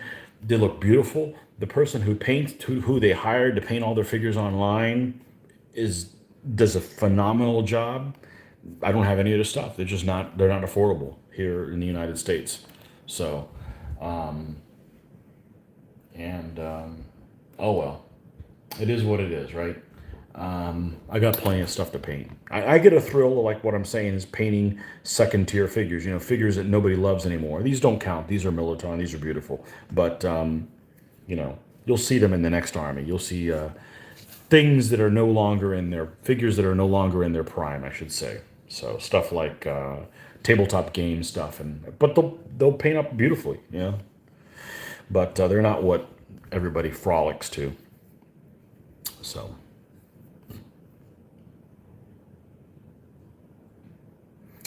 But the UK shipping was as fast and as affordable as shipping within the United States.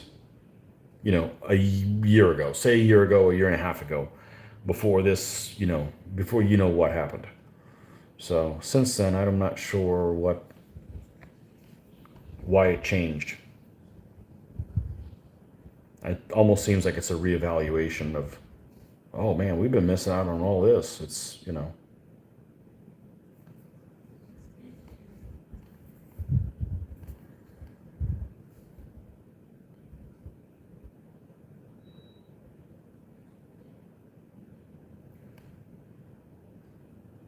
So like, tell you how bad Merlaton was. I bought this army as a 2.2 army box from them at a show or a convention or something like that. Every bit of 10 years ago, maybe even longer. 3.0 came out. I want a 3.0 army, so I need like some extra bowmen. I'm like, crap, I can't order them from Italy. They're catastrophically expensive. So I ended up getting them from eBay from a vendor that had a hobby store in Rome, and their shipping was affordable. You know.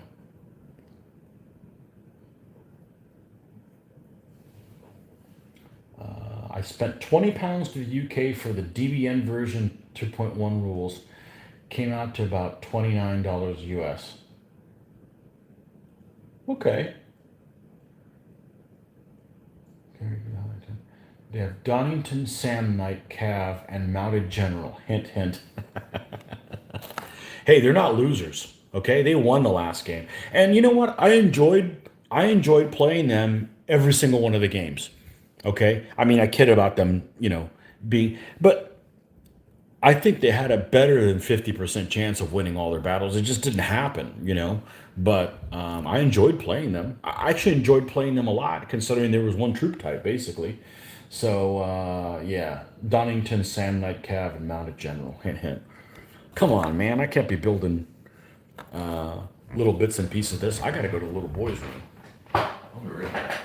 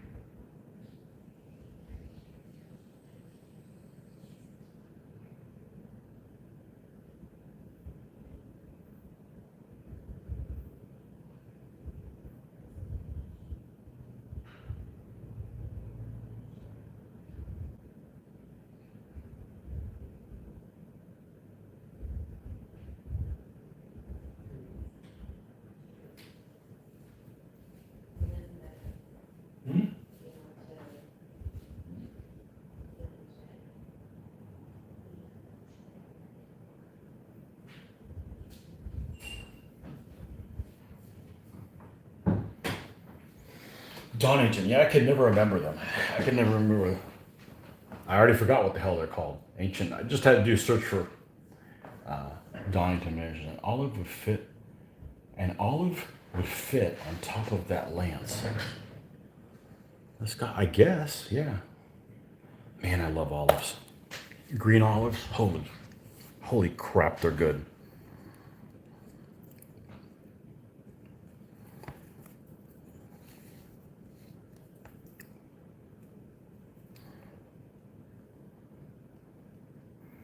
So, UK stuff versus US stuff.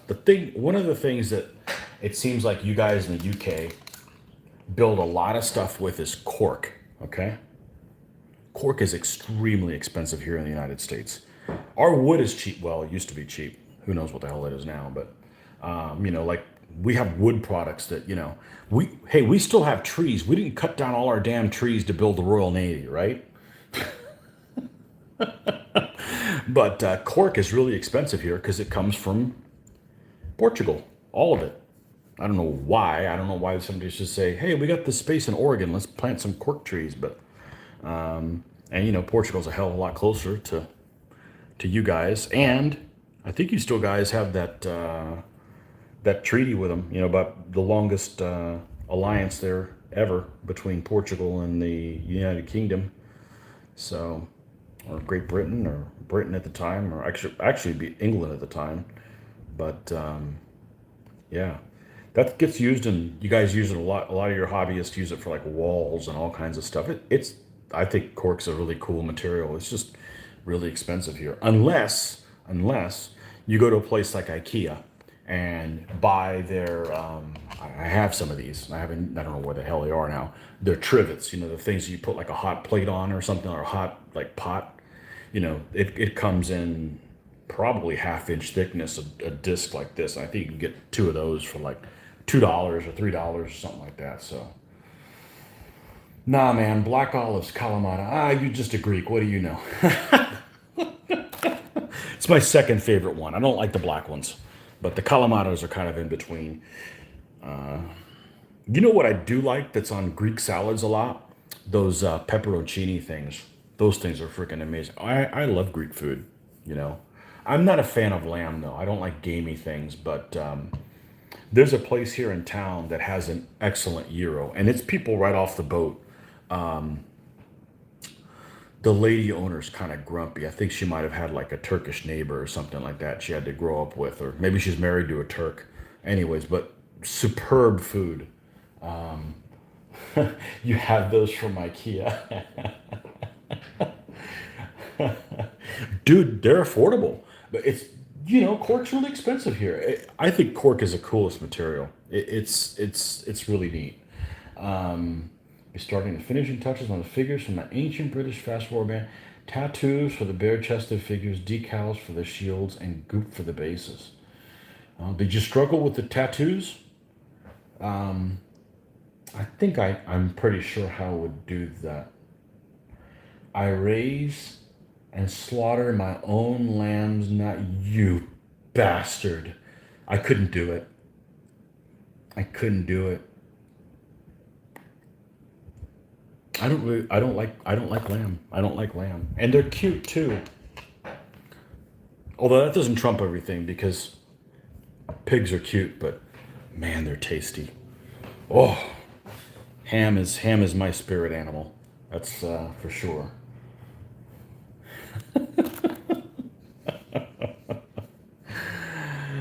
Oh man. And I'm not eating goat. No. No. They stink too much on the outside to eat them.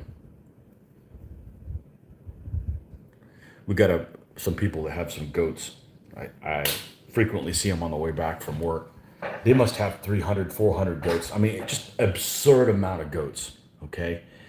And they've got these rocks. And goats are like a really short dude all the time. So they got to go stand on something like, yeah, I'm badass. I kick your ass. So that you'll see all these little goats, and the male goats will be standing up like, what you doing here? Huh? You got a problem? Sheep are tasty, dumb, and you can eat them all. You have all mine. You're using a very fine blue pen, Micron 01. Let's see what a Micron 01. I've got some Micron pens. I've had no luck with them. Like a Micron 01, right? Sakura. Let's see how thin that is. Yeah, that'll work. Does it, when you seal them, does it run? These are supposedly permanent. I use these actually for my, I was going to say Car Wars stuff. No, my Gasland stuff. Goats are smart, but they're jerks. Yep. Yeah. Yeah, if I had to raise my own animals to eat them, I'd be a vegetarian. I would. I mean, I like all my vegetables. I mean, I just eat bread and olive oil. I'm good. I mean, I have olive oil every freaking day. That's every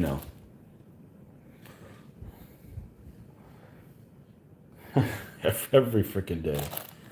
Man, I love olive oil.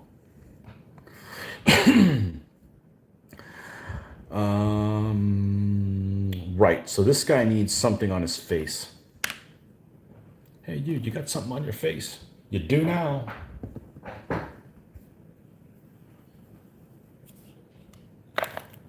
Jerks. You know who's a jerk? Mockingbirds are jerks. I don't know if you got those in Texas. Mockingbirds are assholes. They just constantly they pretend to be something else and they just won't shut up. They're like a crow on crack.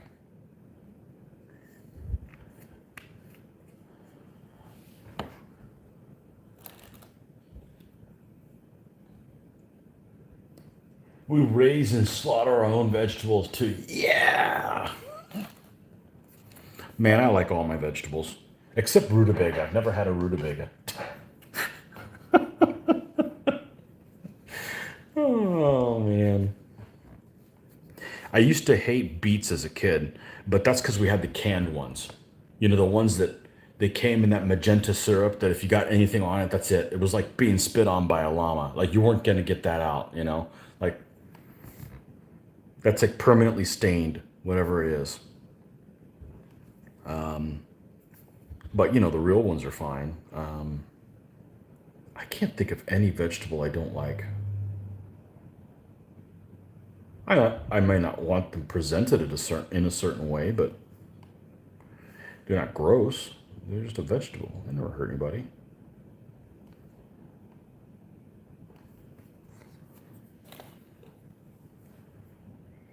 I know so many people that don't like tomatoes. They're gross. What? I eat them like apples, dude. I mean, you got to be careful because you end up wearing one, you know, because it can explode, you know. You don't like Brussels sprouts. I do.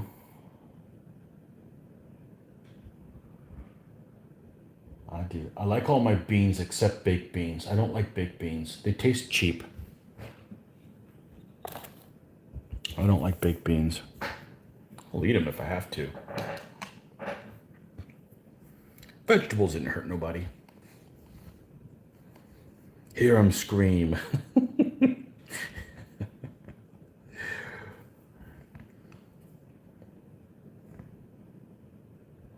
All right, we're going to go ahead and do the saddle because we know what's going to be a saddle-ish color. I got away with words. You're leaving the ink for 24 hours before sealing. That's way too patient. This is the first time I'm using ink. Brussels sprouts have to be pan-fried with bacon. Well, you know. Of course.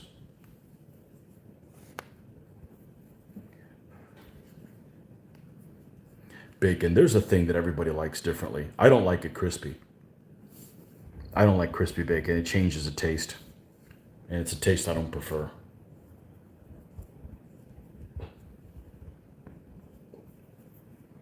Yeah, fried with bacon.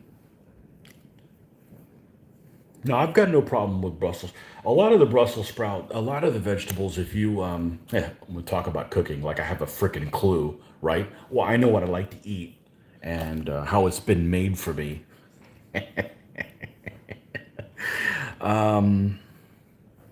If you put some olive oil on any vegetables and just roast them in the oven, they're freaking spectacular. I mean, like really, really good. And yeah, again with the olive oil, right? Hey, it lubricated a whole empire, whatever the hell that means.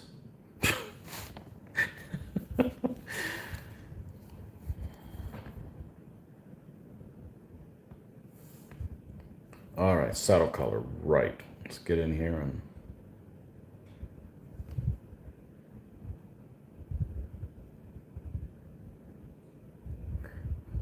a lot of what you don't like as a kid, though, is because it's presented to you poorly, like lunch food. Like, what vegetable was done right at at a lunch cafeteria as a kid? None. They're done wrong on purpose, every single one of them. You know, I mean, how many kids hate spinach? And I eat spinach every day. It's spectacularly good. It's like, I'm not eating lettuce when I can eat spinach. It's got a lot better taste. Better for you, too. You don't like crispy bacon, and I'm subscribing. I don't. I don't. It changes completely. Mitch and I both like, well, it's just coincidence, soft or limp. It's kind of like super ham, so to be, you know? It could be, it just, you're not one that's, like, if you go and break it and it snaps, no. You overdid it. You killed it. You can have all that bacon. No. You're unsubscribing. Yeah. I could eat it. I just don't want to. It just changes the taste. Just like some people don't like their red meat overcooked. I don't like their bacon overcooked.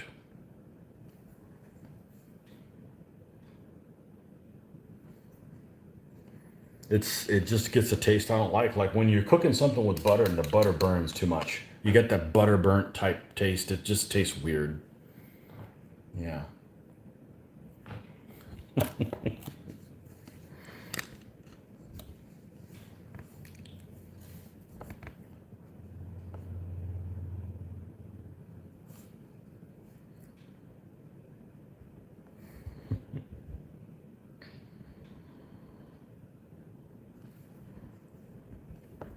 How's that saying go? This is at an airport. You don't have to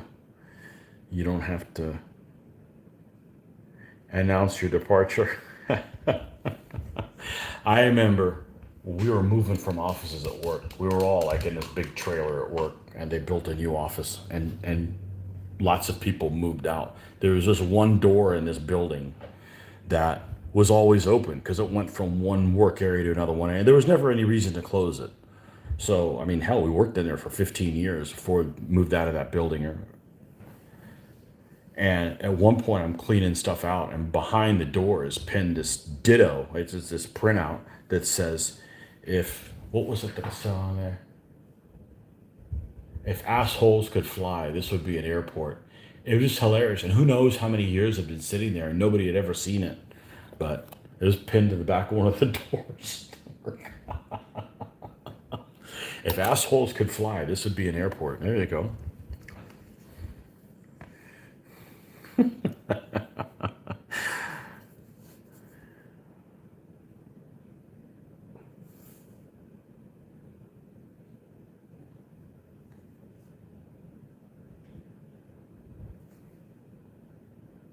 If we're traveling anywhere, you know, like we're traveling somewhere and we got to find a place to eat and we end up doing Yelp or something like that, we're always looking for Greek or German food. You know, something that you can't really get in town. We don't want to eat, you know, American fare. Boring, bland stuff.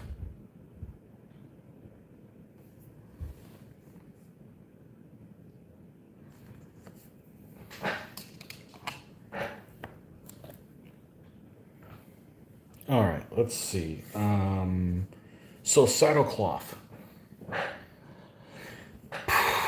Thinking blue, but do I have too many blue saddlecloths? I see one. Well, if I just see one, there's the answer to that. No, you do not have too many. Is this the second one? Yep. Okay, that's not the same figure though. Didn't I just do a green one? Oh, there's another blue one. Let's do a blue one. I just did a yellow one, and there weren't very many of those.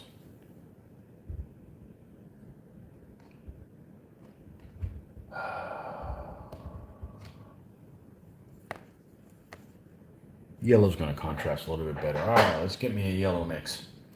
We're going to use this in some kind of a brown out color. All right, so we're going to use gold and yellow, another misnamed color. Let's not use chocolate brown. We use that for everything, seems like. I'm not a fan of chocolate anyways. Dark chocolate. I don't care if I ever eat that again. I know, you're unsubscribing. Yeah, whatever.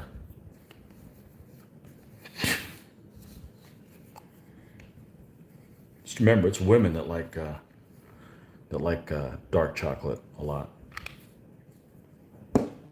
Whatever the hell that's supposed to mean.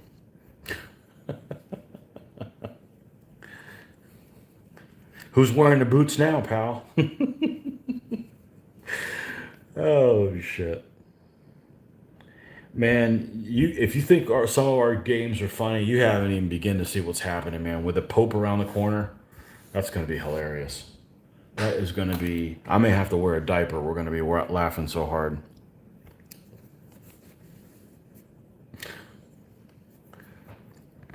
All right. So this is golden yellow, which is excruciatingly wet. That's just how this one is. Even with a mixing thing, you just can't. It just doesn't mix worth a damn. So we're going to paint all this.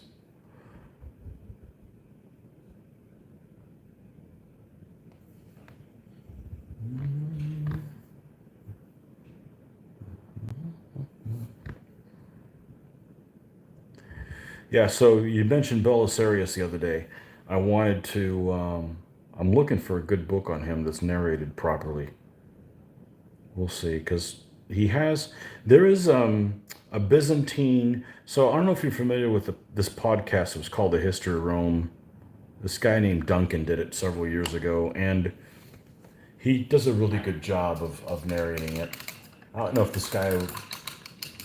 So he went like I don't know, 300-400 episodes or whatever, and he was on the he was on the cusp of doing possibly ending it at 476 with the fall of Rome, or possibly continuing it into the Byzantine stuff. And he ultimately, I think he had a kid and decided not to do that, not to continue it on. So somebody else ended up taking the mantle to do all the Byzantine stuff.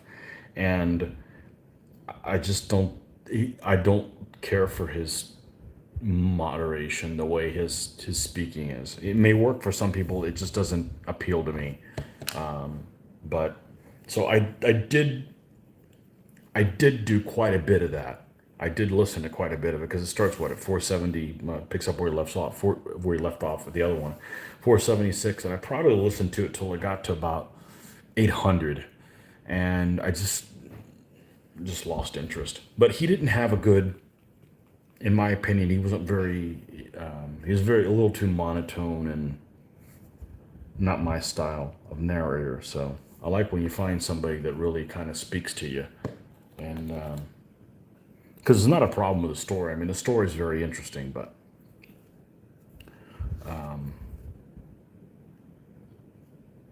yeah, Belisarius got screwed, man. I wouldn't have put up with that crap.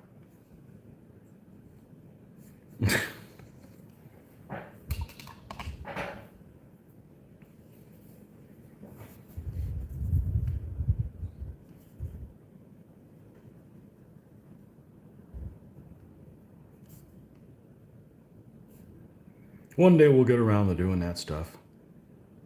They fight my Italian Ostrogoths, so.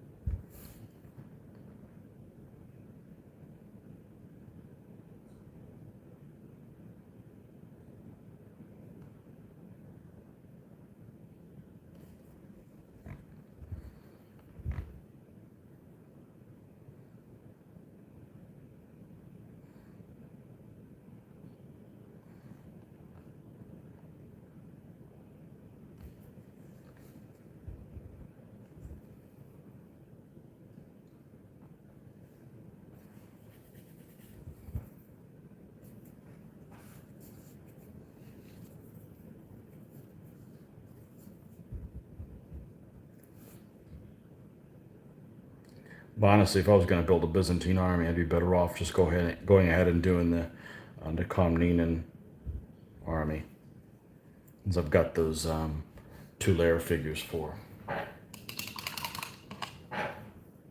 Crusade period Byzantines before everything went to shit. Everything went to shit for them.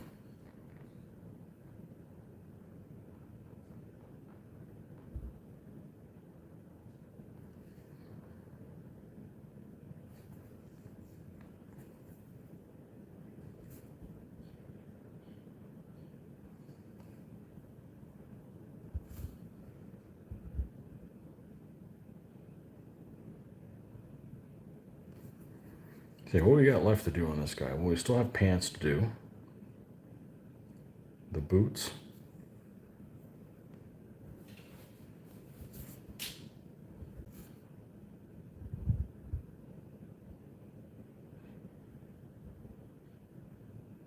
Pants, boots.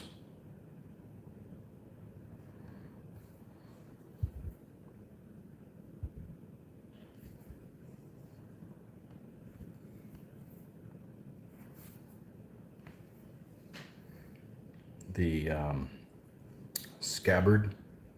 Little touch on the helmet.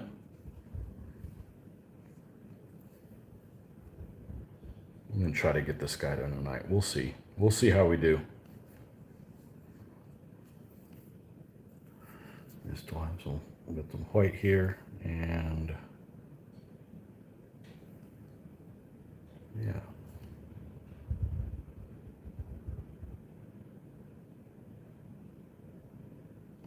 So this time next week, we should be filming. So hopefully we'll have some good stuff for you guys.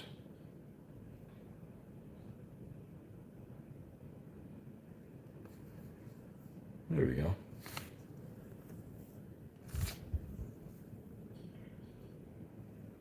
It's kind of basic. Put a little thing around the edge. Little trim piece.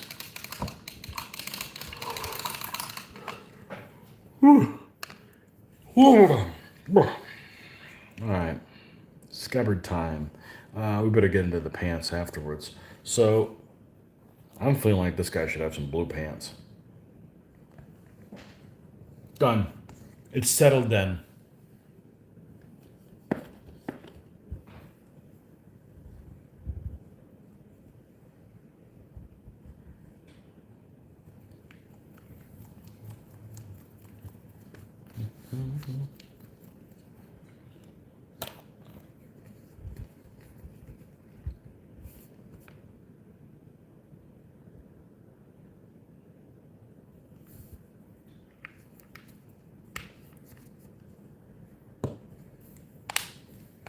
So speaking of Greeks, over the Christmas holiday, we ended up going up to Nashville, and they have supposedly a 1-to-1 scale Parthenon there. So I didn't have a chance to go into the exhibit, but I wanted to go to the store. So I figured it'd be something cool, right, to use for DBA. Nope, they didn't have shit. I was so disappointed. They didn't have anything cool. Oh well. Nothing.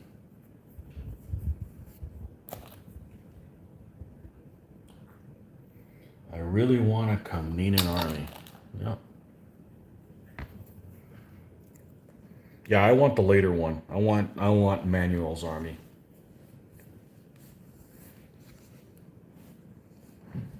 I got to figure out what to do with this. The big problem with the Komnenen army is I got to figure out if I want each person to have an individual shield or to have a shield by units. And I'm thinking shield by units is probably the way to go. So each stand would say have 3 guys on it, and they would all have the same shield. And then move to the other group of 3 guys. You know, we're talking about knights. The knights or the heavy cavalry. I think that's probably how I would do it. And unlike the earlier period, there's not really any information on, you know, this unit used this type of shield pattern, or so a lot of it you have to wing. But I think having everybody with an individual shield is a bit much for that army. Just thinking out loud, just kind of brainstorming. I don't think I'd want every mounted figure with the same knight with the same symbol. I think I'd do it, and each stand would have a different symbol.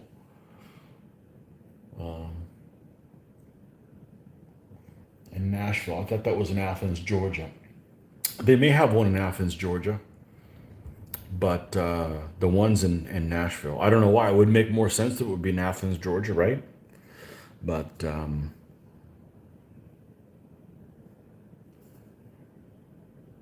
no, it's in Nashville. It's literally called the Parthenon, and it's supposedly a 1-to-1 scale. It's built like in the 1890s or something like that, and it's supposedly a 1-to-1 scale representation of the real Parthenon. Obviously, it's not destroyed, and the material isn't the same. It's made out of. It looks like it's like poured cement, and it looks like peanut brittle ish. So obviously, it's not. It's not marble or anything like that, but it's supposedly a 1-to-1 scale representation of the Parthenon.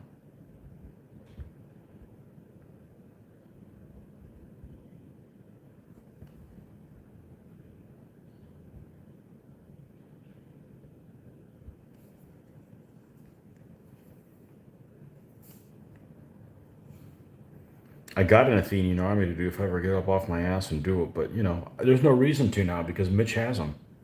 I loved it. I love playing those guys.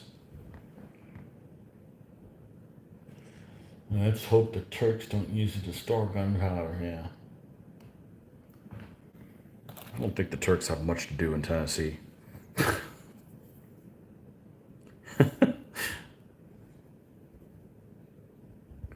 I actually didn't know about. I mean, I knew about that, but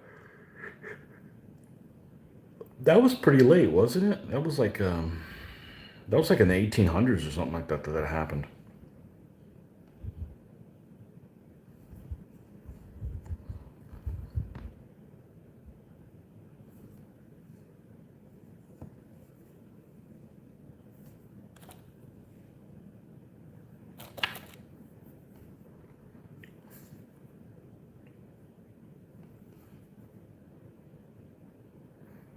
Yeah, but I was really disappointed. There was nothing cool that's in the store. I'm like, come on, man, give me something to work with. I do have a little plastic miniature of like the Parthenon. If I ever get around to, if I ever get around to doing those guys, I've got Athenians to do and I've got the Thebans to do. So Thebans with their deep spear.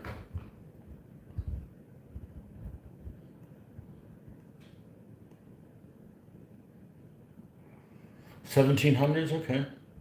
You like the pics I posted last week. Don't think I could do 15s anymore. Hope you'll do that again. Um, they were pictures of what? Let me look on. Oh, let's see, I don't screw this up. Let me go here. Let me look. It's got to be on community, I'm sure. That was 3 weeks ago. Yeah, let me know what pictures you like. We could definitely use more pictures. Yeah. Charles Banga, welcome. Reminds me of the bumper car ride in Busch Gardens, Tampa Bay. It's all African theme, and I believe that the name for the bumper car thing is called Ubanga Banga, or it used to be called. I'm not sure what it's called now. Reminded me of that. I haven't been there in a long time. I missed it when it was owned by Anheuser-Busch, and you'd get a couple free beers every time you went. That helped. And yes, they have crappy beer, but they also have good beer. The problem is they don't advertise the good beer.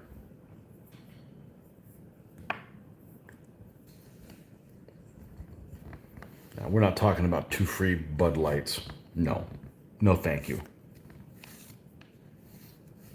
I'll skip that and have water. It's a lot more flavorful.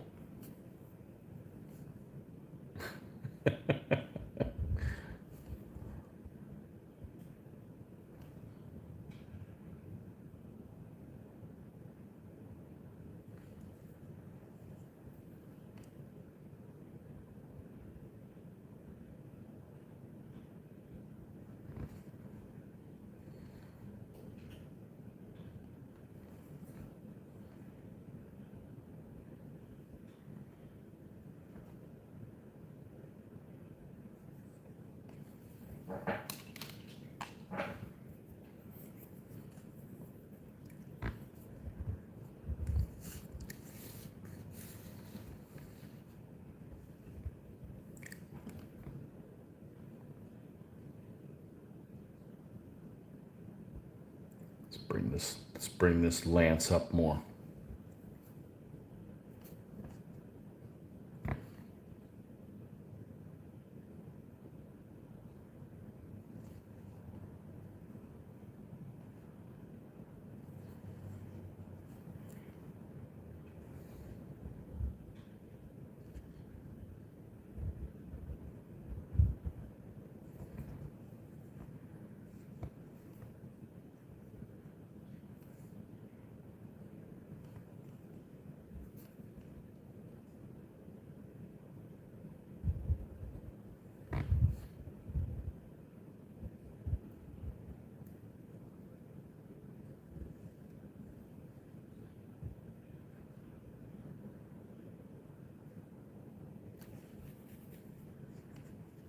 Man, good turnout tonight. I'm glad you guys were able to come by. I appreciate it. Keep me company and keep me on track. This keeps me from going and doing something else, you know, that I'll just regret in the morning. Yeah, don't have anything to show for it. Even if I'm doing something else, it's more fun.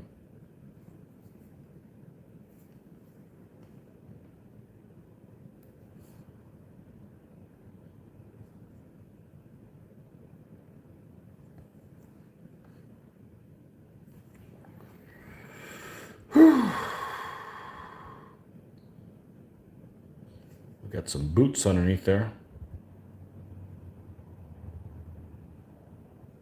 It looks like there's a split in a pair of pants. Hey, he split his pants. It looks like the pants are down here. That's actually part of his shirt. Okay, we'll do this white down here. Sometimes you got to figure out what exactly it is that you're painting. You're touching up and rebasing some Normans. Ooh, the good guys. I'm kidding.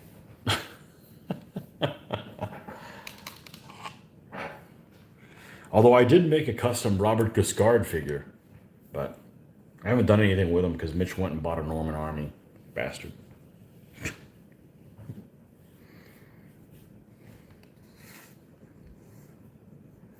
I was going to build my Sicilian ones anyways. Sicilian Normans. Okay.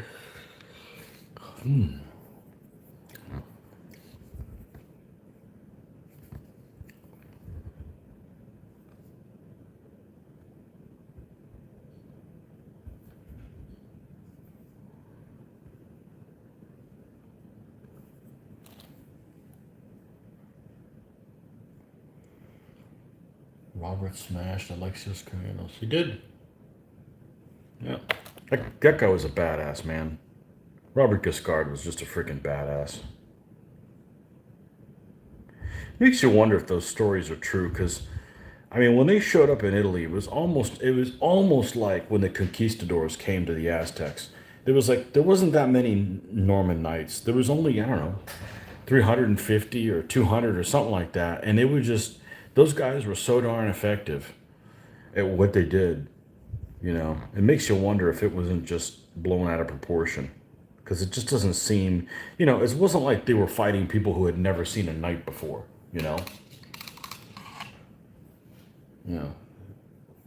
So ironic, you're touching up Normans and want to come in. Yeah.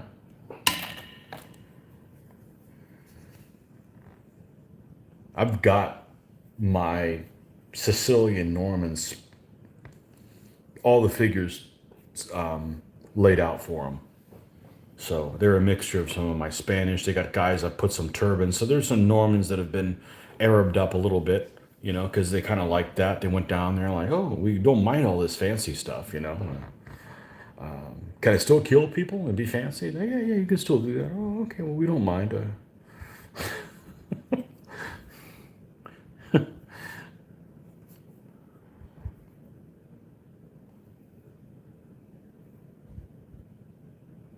Everybody thinks of the Normans. They think of when they went to Britannia And yeah, it's the Italian Normans that I find much more interesting.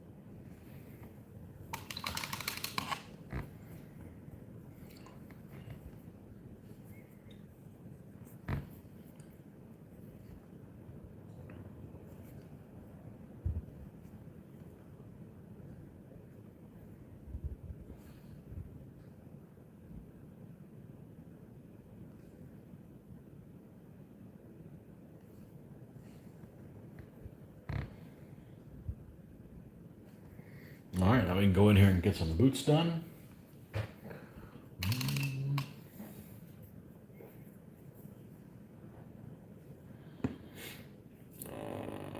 That brown should work fine. It's there. All right, what do we got left now? Boots, stirrups.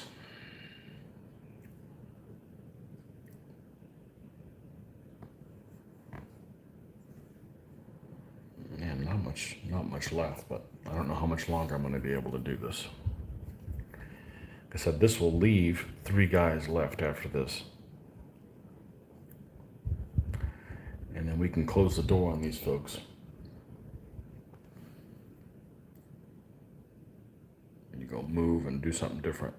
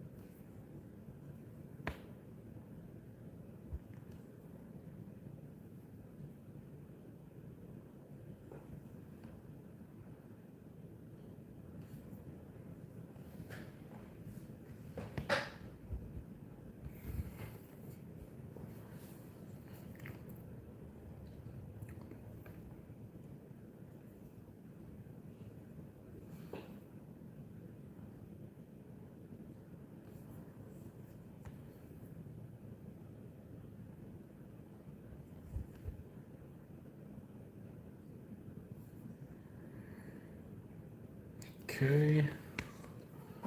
Stirrup color.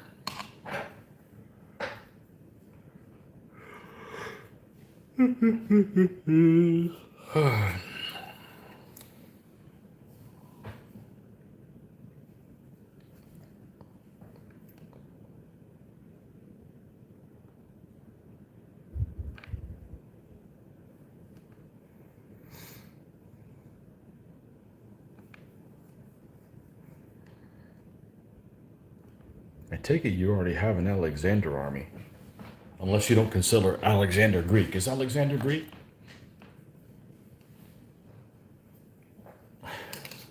I guess it's probably the same thing, you know? It's Trajan Spanish, you know?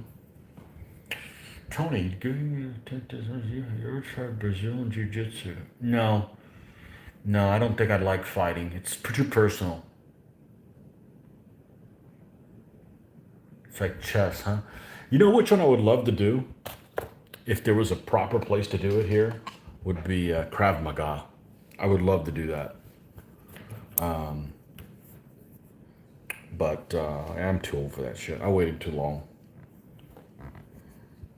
I would love to do, you know what I'd love to do? I'd love to do airsoft at one of those like fields that they have in freaking Europe, like in a castle and shit like that. That would like with teams and stuff. Yeah, that would be awesome. That would be awesome. But you know, you do have an Alexander army who's totally Greek.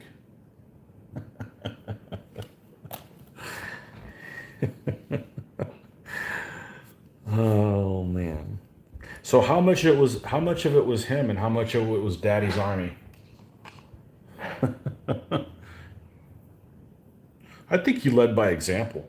And I mean, he might not have been the best commander ever, but he certainly inspired the people that fought under him, which kind of makes a big deal. Um,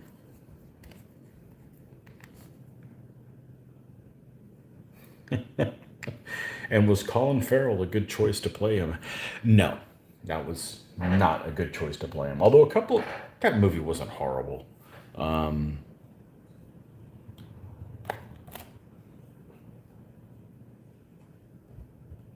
he was born inside the borders of modern Greece. Really? Pella is inside modern Greece? Okay, I'll take your word for it.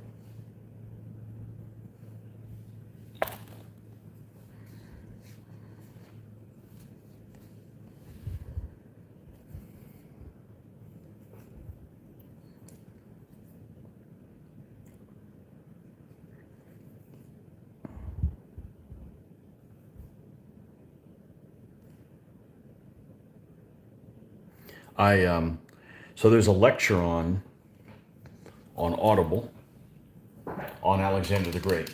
That's like a 32-part lecture, and I listened to it, and it's awesome. It's absolutely awesome.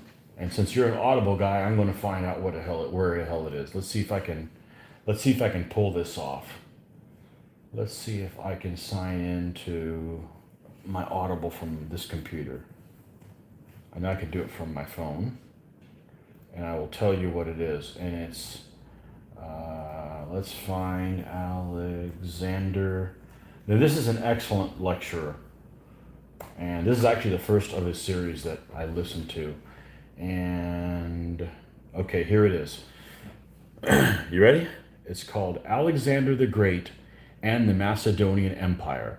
It's 18 hours and 29 minutes long. It's part of this series, The Great Courses, and the cover of it has a statue of Alexander the Great with like a brown background. And it's Kenneth W. Harrell is the name of the.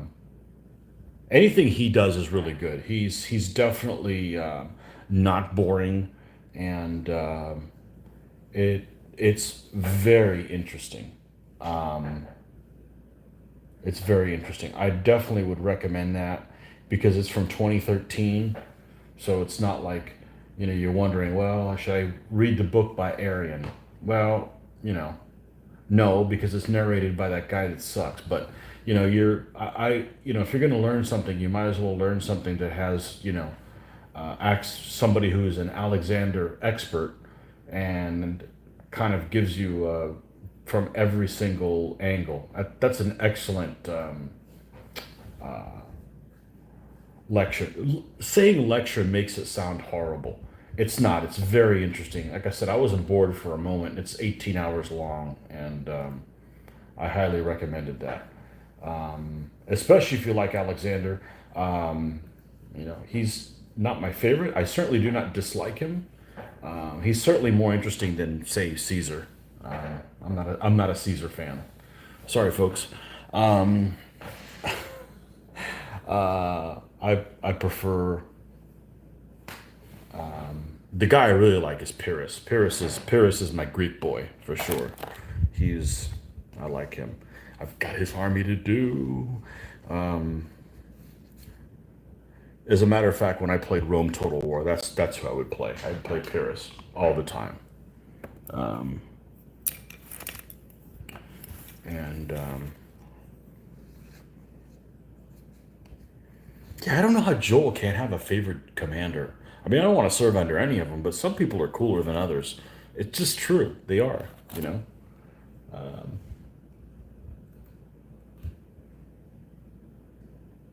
yeah, that's an excellent series. Anything he's done a couple things, and he's particularly good.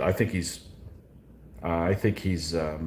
If I would have had a history teacher like that, I would have gobbled things up, for sure. Um,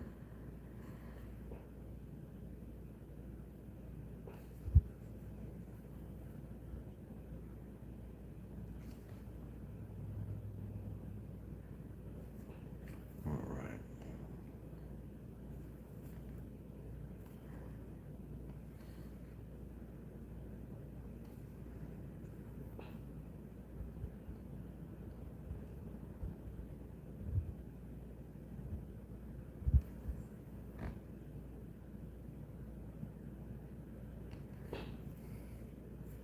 Kenneth W. Harrell. Yeah. Lecture is a bad word.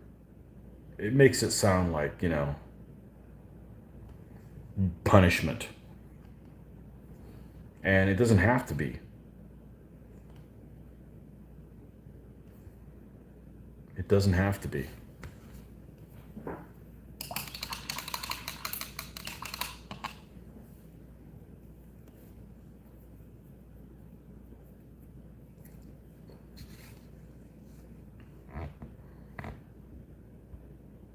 All right, what we got left? We got sleeves. We're probably going to do those in white. The tie-in back down here at the bottom, and of course we've got leather things with the gloves and the bracers and stuff like that. Um, Building a Pyrrhic army now as well. Oh yeah, good guys. I definitely. I'm kind of a pro-Roman person, only because, in my opinion, the people that they fought aren't particularly interesting, except Pyrrhus. I I prefer Pyrrhus for sure, and I don't like the Carthaginians. In case you guys don't know, I do not like the Carthaginians.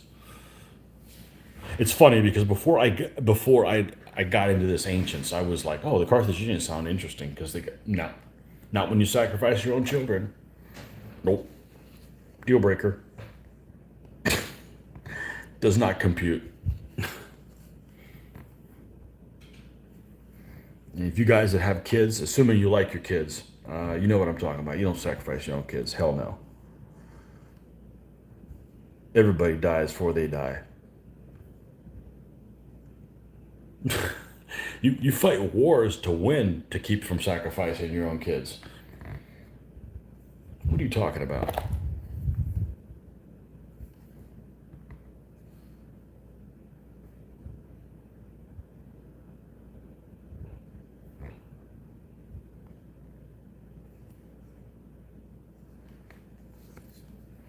I guess you think Alexander's better than Hannibal, huh? As a commander?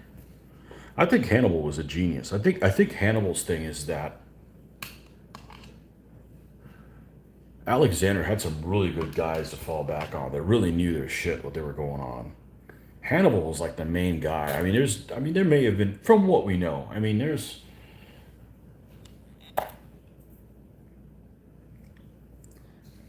Hannibal made the army. It wasn't the army that made Hannibal, and it was, and Alexander's army without Alexander would have probably kicked ass too. They just needed the inspiration, and yeah.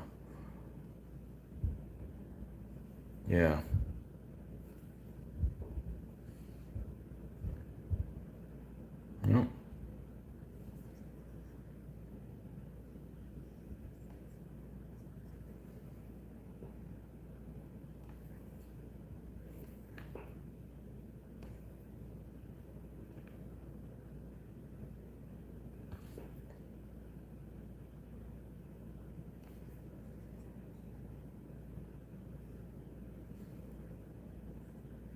All right, where do the bracers start and where do they be?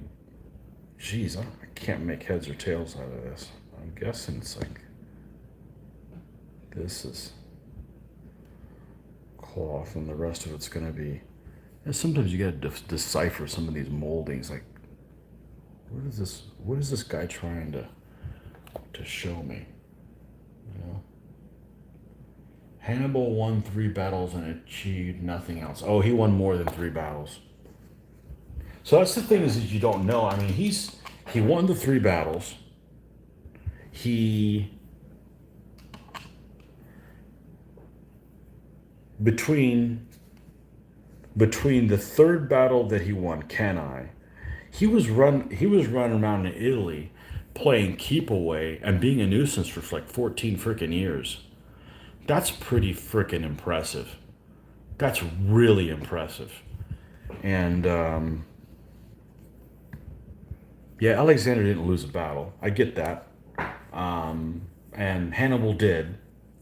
And I'm not talking about the last one, but he tried to take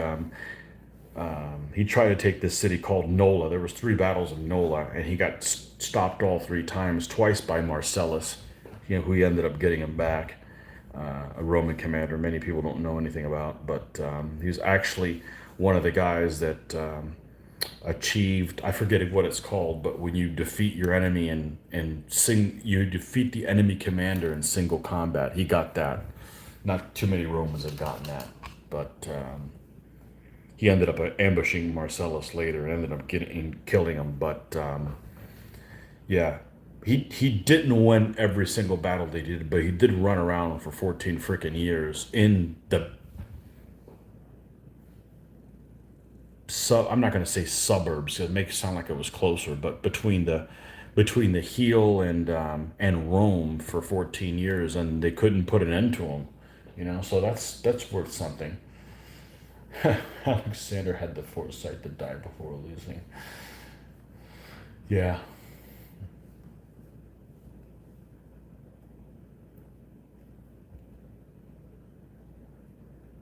Yeah.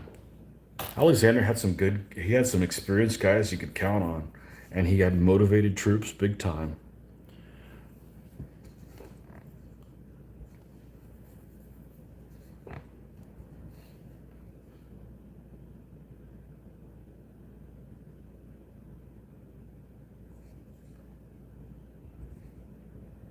And Hannibal's army it's a hard army to play. It really is.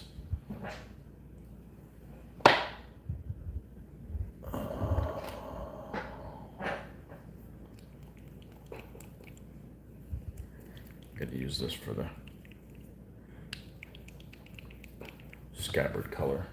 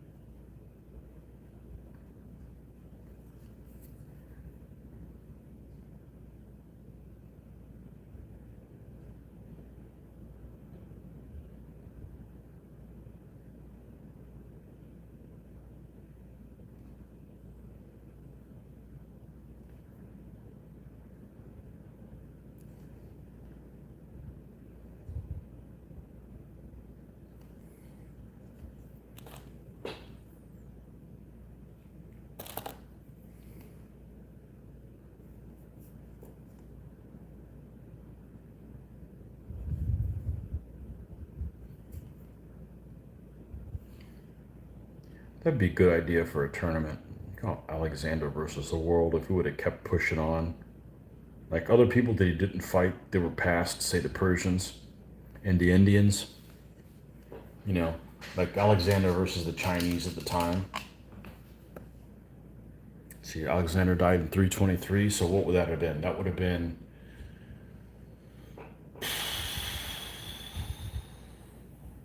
well, it'd be the Warring States, be the Warring State period,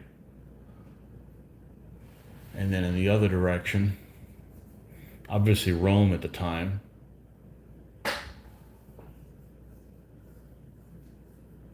That's really the only two that could really stop them, say by because you take an army, say like the Gauls or something like that. They don't stand a chance against Alexander. They just like, oh, pikemen. Okay, well we'll just die here, I guess. Warband can't do jack against doubled up pike. The problem with a tournament like that is you've got to have like advanced sign up. So, only one person can play Alexander. That's the problem with those themes is you don't want the worst thing that can happen in a tournament is multiple people playing the same army. That's a no-no because that's just dumb. And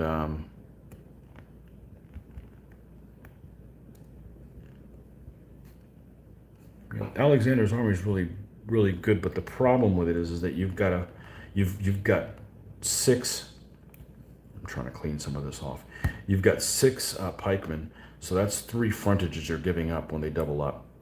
So if you're fighting somebody more mobile, then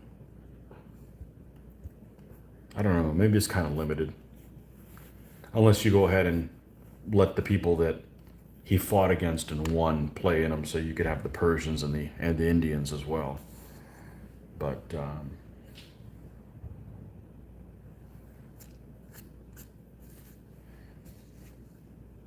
I don't like Alexander with elephants. I don't like him using elephants. Just seems wrong. Just like I don't like Romans using elephants. It just seems wrong. You know.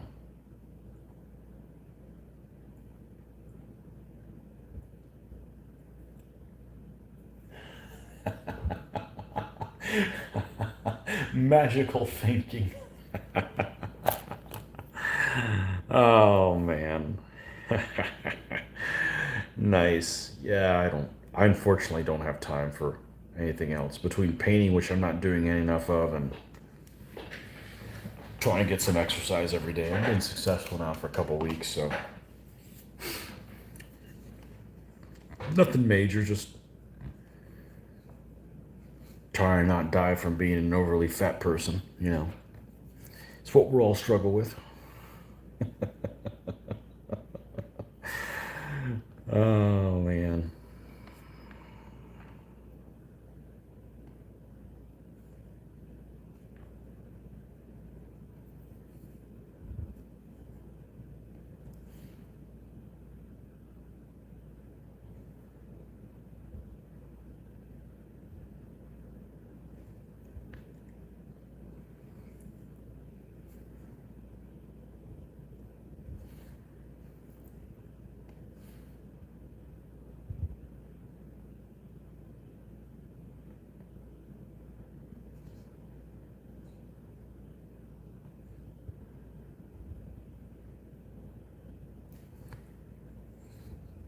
Keep bringing this up so that we'd have a little bit more contrast with this thing.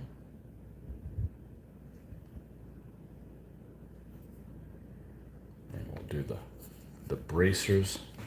Did we go far enough on the? Yeah, we could bring this up a little bit more. We could bring this up a little bit more. Maximilian. That's a good name. Welcome. Thanks for coming by. Reaching the end of my stream, but hopefully you're on Eastern time zone or somewhere in the US so you can catch it more often than not. I can only do European friendly times usually on the weekends because I'm up very early, but no time to do that on a work day. So, and of course I'm traveling this weekend, so there will not be any filming at that time. But this week, I do enjoy that. I do enjoy getting 3-4 hours of painting on Saturday morning. Big fan of that. Okay, what else we got left on this dude? Obviously, we have the tail and stuff. We're going to leave that for last. We got the reins on here. The bracers. That's what he said. We're going to do the bracers. Let's go ahead and close this guy up so this doesn't dry out. Okay. All right.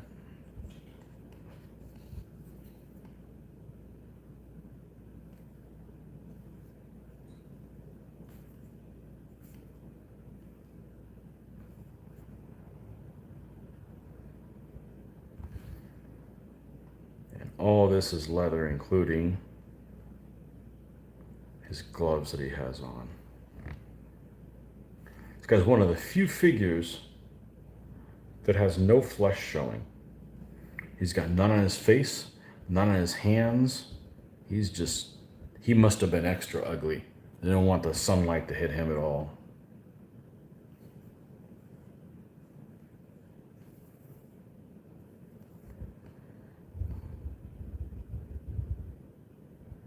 One of the allies these guys can have is an army called the Kazakhs.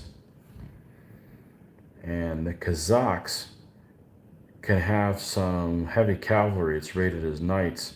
And those guys have face shields. They're known for having face shields, sometimes with like built-in little mustaches carved on them. So they're really interesting looking guys. But I don't think anybody makes figures for them with those face shields on there. They look pretty cool, you know. Cataphract looking armored guys are, you know, always are neat looking, but I don't believe anybody makes figures for them. Other people make Kazakhs, but they don't make them with the face shields. So, you know, face shields like, say, this guy here.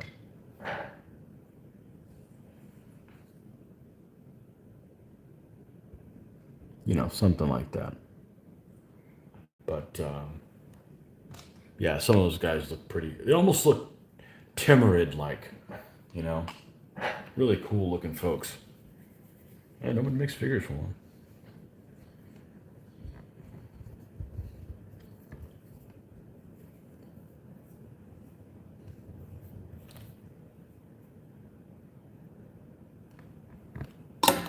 Oh, since you're just turning in for the first time, let's turn this thing around. This is going to be a bad picture. I apologize. Let's go over here. And let me take this off the mount. Of course, you're just going to see this in crappy 720 resolution. Not. Oh man, I got to disconnect the phone too. There we go. Let's get a closer view here.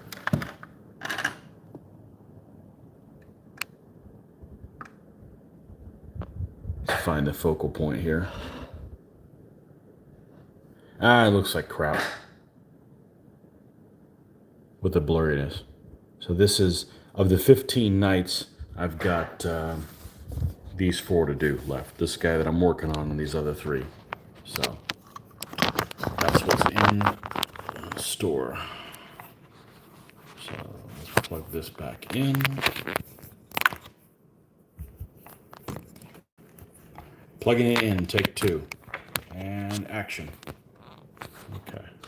All right, let's flip this back over. Okay, yeah, so this is the guy that we're working on. We've got a little bit to do that. I like the setup. My setup is awesome. I love my freaking work area. It is more upside down than it's ever been in a long time, but I love my work area. I've seen people that have a bigger one, but it's really fine-tuned to what I like to do, you know, and it's kind of done on the cheap, honestly. You know, I got a table from IKEA that was less than $100. It's solid as anything can go. It's jacked up as high as it can go. I got my chair jacked up as low as it'll go. I measured it the other day. There's an 18-inch difference between the height of my chair, where I'm sitting, and this here. So between this down, it's 18 inches. So I can sit pretty erect, and you know, your back doesn't get tired.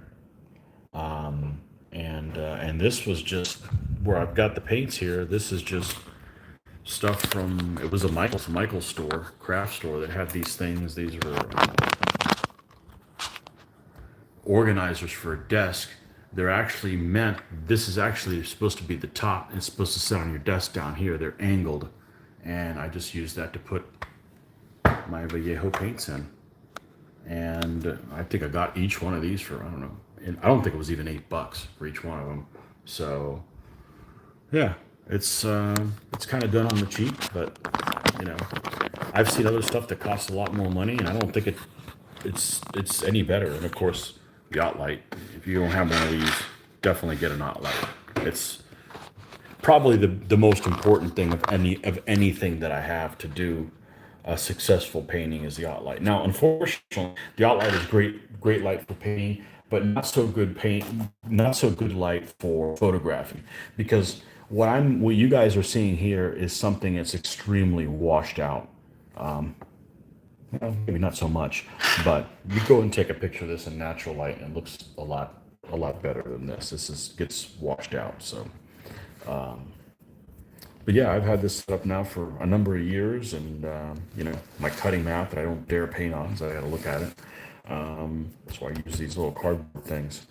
The backs of those graph papers or pads or anything like that. Everybody's on notice there at the office that don't throw that stuff away. I can use it. So yeah, I'm really happy with my setup. I've seen other people's setups, and I don't think it's any better. This one works for me, and I didn't spend a ton of money doing it either. So,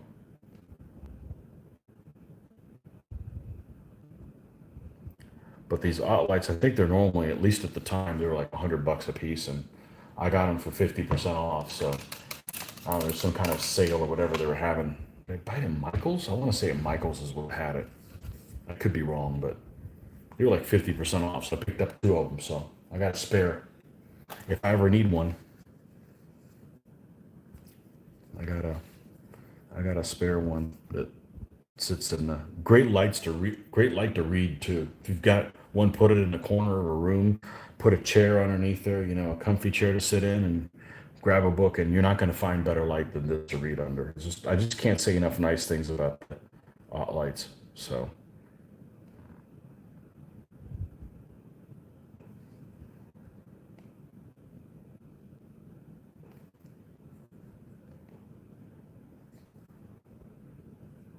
All right, that's pretty much done now. I'm going to bring his sleeves up a little bit.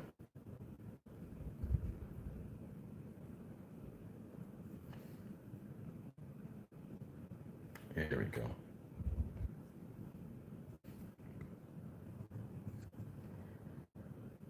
All right, what do we got left? We got the mane on the horse, and hooves, and any socks that. Oh, and the rein.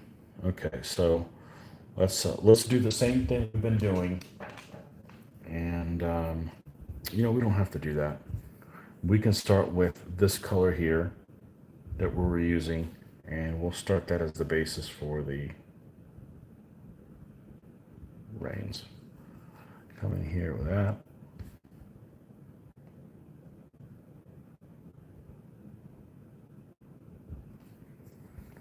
That's a little white there.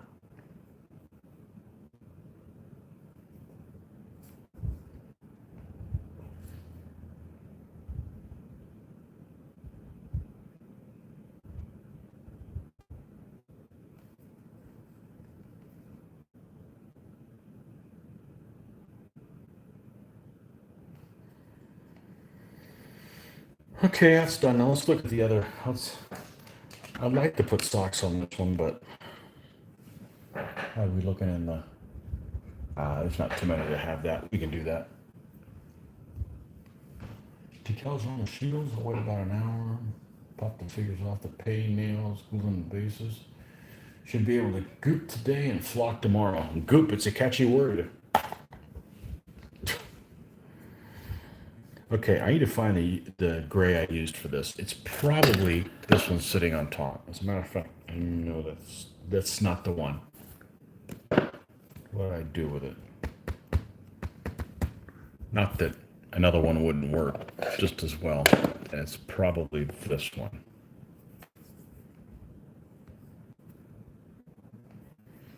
This one will work.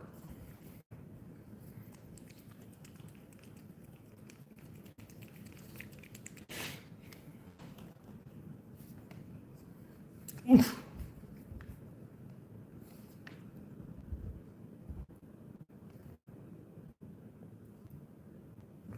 Okay, we're going to use this as the starting point for doing the socks. We're going to do all four.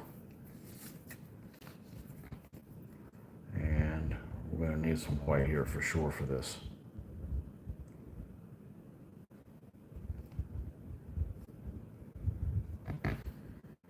So we're going to come in here and paint the bottom portion of this. Only the hooves.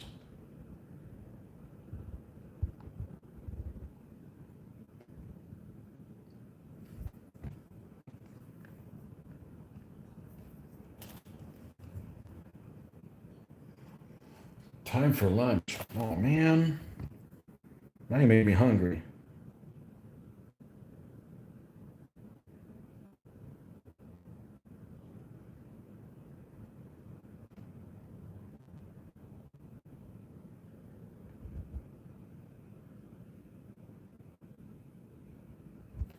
All right, and we're going to add some more white.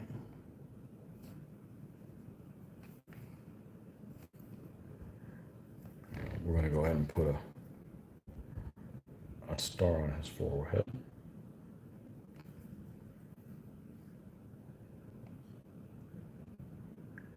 I read one time that it's very rare to find a horse that does not have a white patch somewhere, whether it's a sock or something on his face or something like that. That's what they told me. Must be true. I heard it on the internets. Must be true.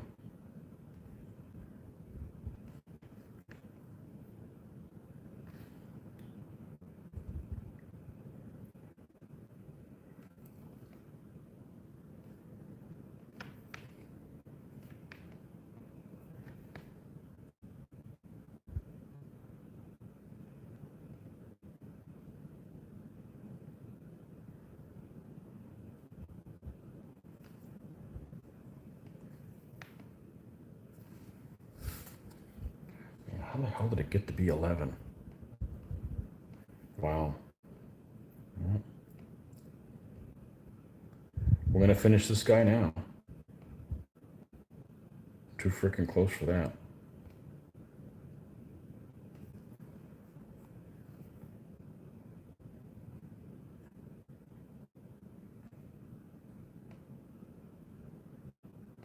Let me grab my stone gray for the hooves. Should be this one. That's correct.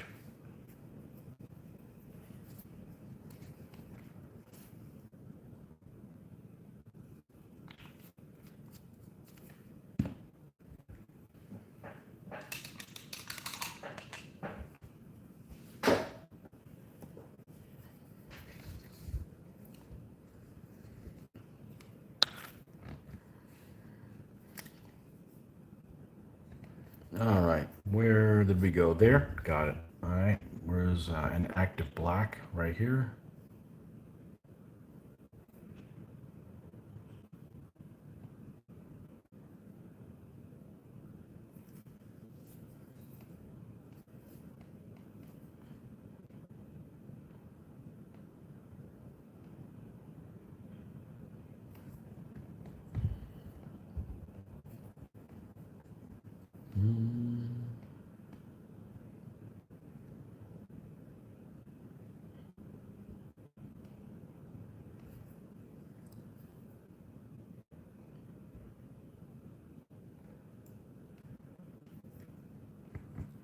All right, and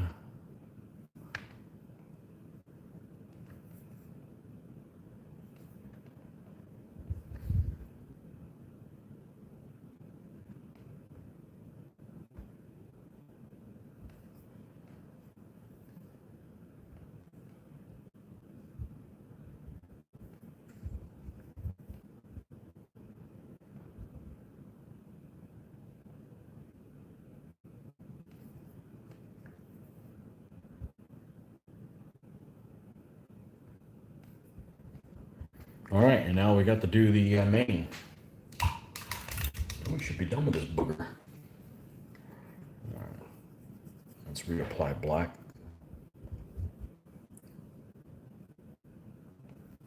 Not that watery, dude.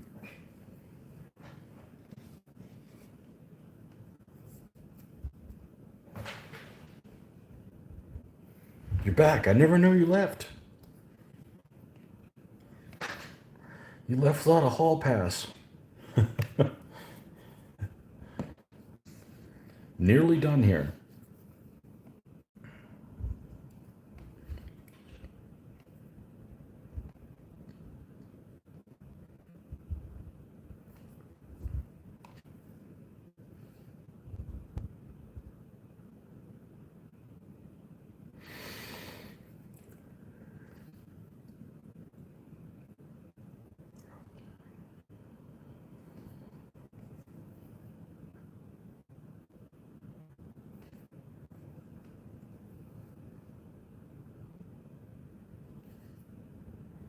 All right, let's take some of this and add some white to it.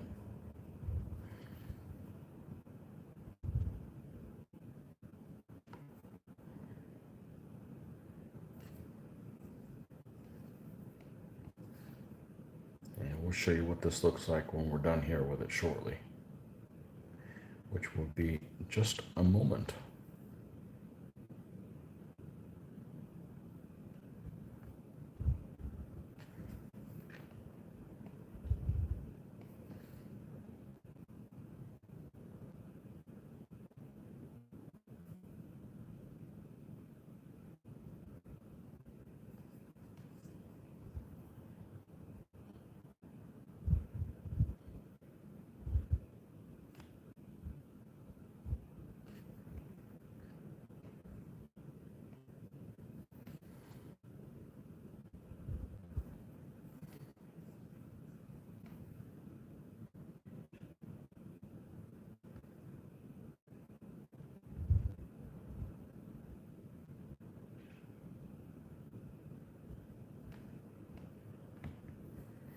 Okay, let's take a look at this guy and see if we're about done with him.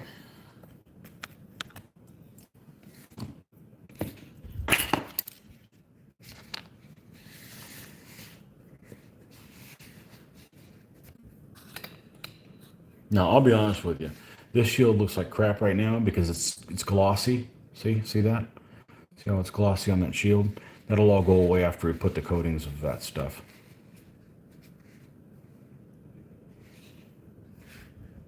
Okay, so he's done. So what does that leave us? 3 guys. 3 guys left. The main dude, the guy that's blowing a horn, the guy with the flag. So that's what we'll pick up next time. So anyways, thanks for stopping by. Thanks for hanging with me, and we'll catch you guys next time. Have a good evening. Bye-bye, folks.